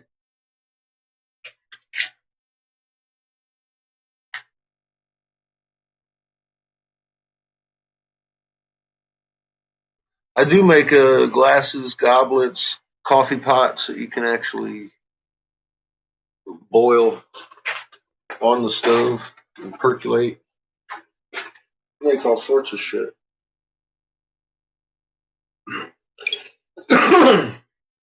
Anything you want. Pretty much. Driving around Pittsburgh, doing anything around Pittsburgh. Getting food in Pittsburgh sucks ass. Wendy's is 4 miles from my hotel, but it takes 18 minutes to get there. It sucks ass. Guess where I won't go in Pennsylvania unless it's like a bloodthirsty fucking life and death situation. That's right. Pittsburgh.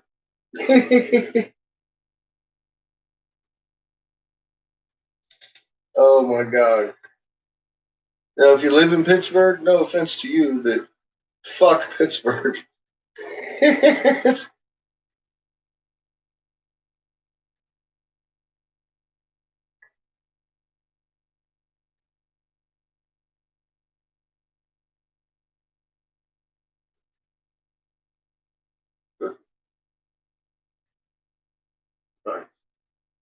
Nice, Caddy.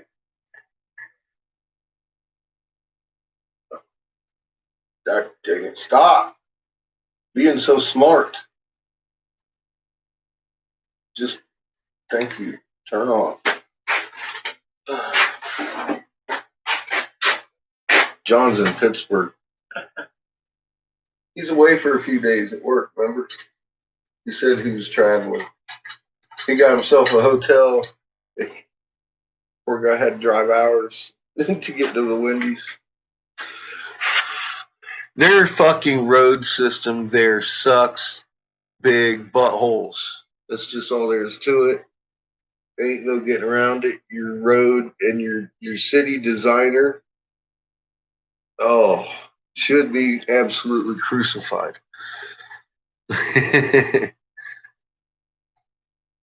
How do we unslave yourselves? Find your heart, find yourself, grow confident in your knowledge, and stand strong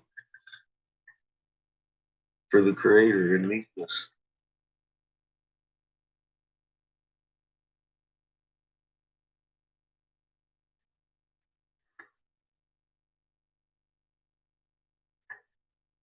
Things are fixing to change in a fucking incredible manner. We're going to a different sun, for one. That's where we're at right now. We're waiting to go to another sun. We're going to do this soon. When? I drove up one street that was sharp Fucking at a soon. 45-degree angle. There was no way in hell I was stopping on it. It was hung up it quickly, and then at the top, hope nobody's there, and go. No, it was awful. Yeah, bro. You don't want to live in Pittsburgh. It is cut up and chopped up, and you'd be like, well, I just need to get over there, and then you just can't get over there. You have to go somewhere else to get over there. It's one of the most aggravating goddamn cities I've ever drove in my life. That's funny shit. Poor John. He's never been to Pittsburgh.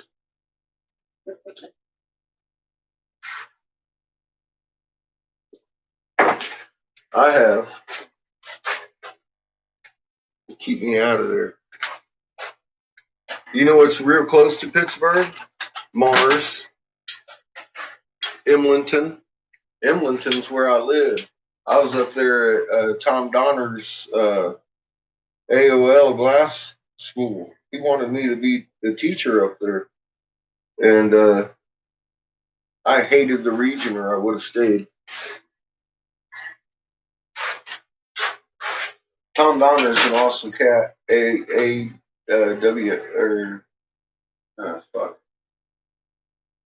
AWL, I think, glass school up there.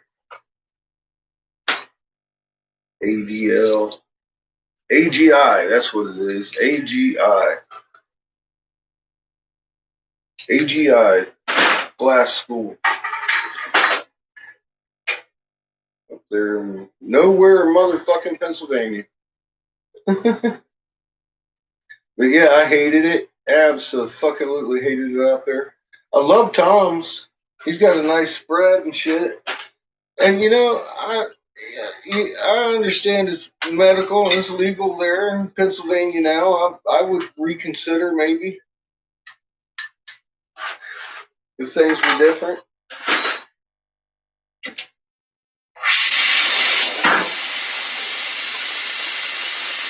Now that there's a legal state, I couldn't live there at the time. I was just fresh out of jail.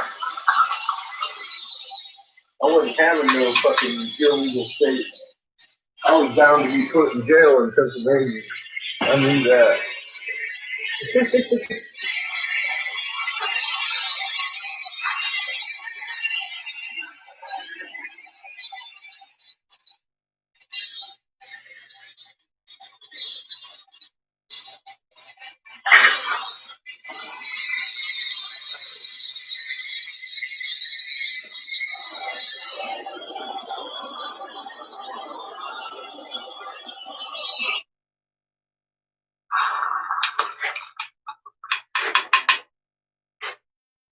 And one of the deciding factors is, as I've told you stories about my crazy ladies. Homeboy told me, he says, "Man, I'd like you to stay around, be a fucking teacher, but you gotta get rid of your girlfriend." I'm like, "Oh, fuck. Come on, man." If I had, Seamus wouldn't be here. Fall of Civilization. Told you she was crazy. Each episode, I look at a civilization of the past that rose to glory and then collapsed into the ashes of history. I want to ask, what did they have in common? What led to their fall? And what did it feel like to be a person alive at the time who witnessed the end of their world? In this episode, I want to tell the story of one of archaeology's most enduring puzzles, the mystery of Easter Island. I want to explore why it's not actually much of a mystery at all. I want to examine how this unique community grew up in complete isolation, how it survived the test of centuries against overwhelming odds. And I want to take you through the evidence about what happened to finally bring this society and its enormous statues crashing down.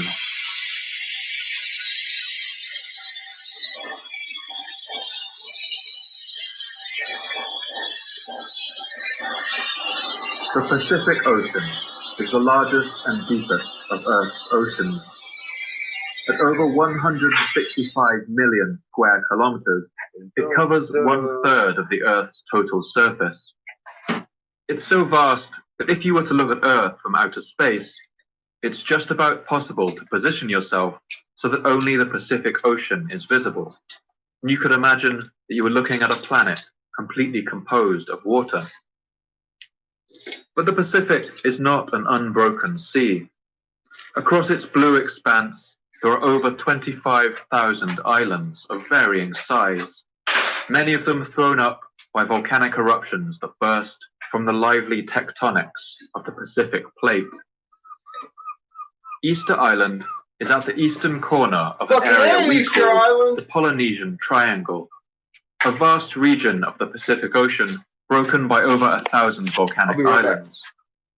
And Easter Island itself is a loosely triangular shape too, made up of 3 extinct volcanoes at each of its points. The largest of these volcanoes is called Terravaka. It's a young volcano, bursting out of the sea less than 400,000 years ago, its lava gushing out and raising a peak that looms half a kilometer above the ocean. When it first erupted, Terravaka's lava pooled so that it joined up 2 older volcanoes on either side of it, and the landmass that today we call Easter Island was born. I'll put a map up on Twitter and Patreon for you to see its geography for yourself. The people who have lived on Easter Island for centuries call it by the name Tapito Ote Henua, which translates literally to the center of the world. Other names for it are translated as the land's end or fragment of the earth. And today's Polynesians call the island Rapa Nui. Rapa Nui is a small island, only about 24 kilometers end to end and 12 kilometers wide, and it's one of the most remote and isolated places on Earth. From the coast of Easter Island, it would take 3,200 kilometers to reach the nearest continent of South America, about the distance from Paris to Damascus, and even the nearest inhabited island is over 2,000 kilometers away. I'm about to go get some oxygen. I only got about 50 pounds left. The Polynesians who first settled the island arrived from the west. Sometime before the year 3000 BC, they had left the mainland of the Asian continent. And since that time, these hardy have perfected their craft. When I get back, it'll be empty. I mean, when I get back live, because I'm going to be blowing tonight.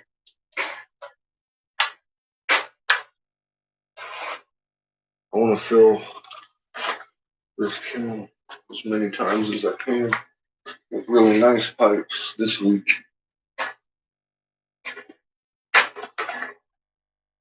So, actually, I don't know why I'm grabbing this shit. I got to run out of the house. I'm not running to the fucking bedroom. I don't want to carry my weed on me. Dumb fuck. All right, so I shall return. I guess, yeah, keep an eye out. I gotta go get that oxygen. Have a good one, y'all.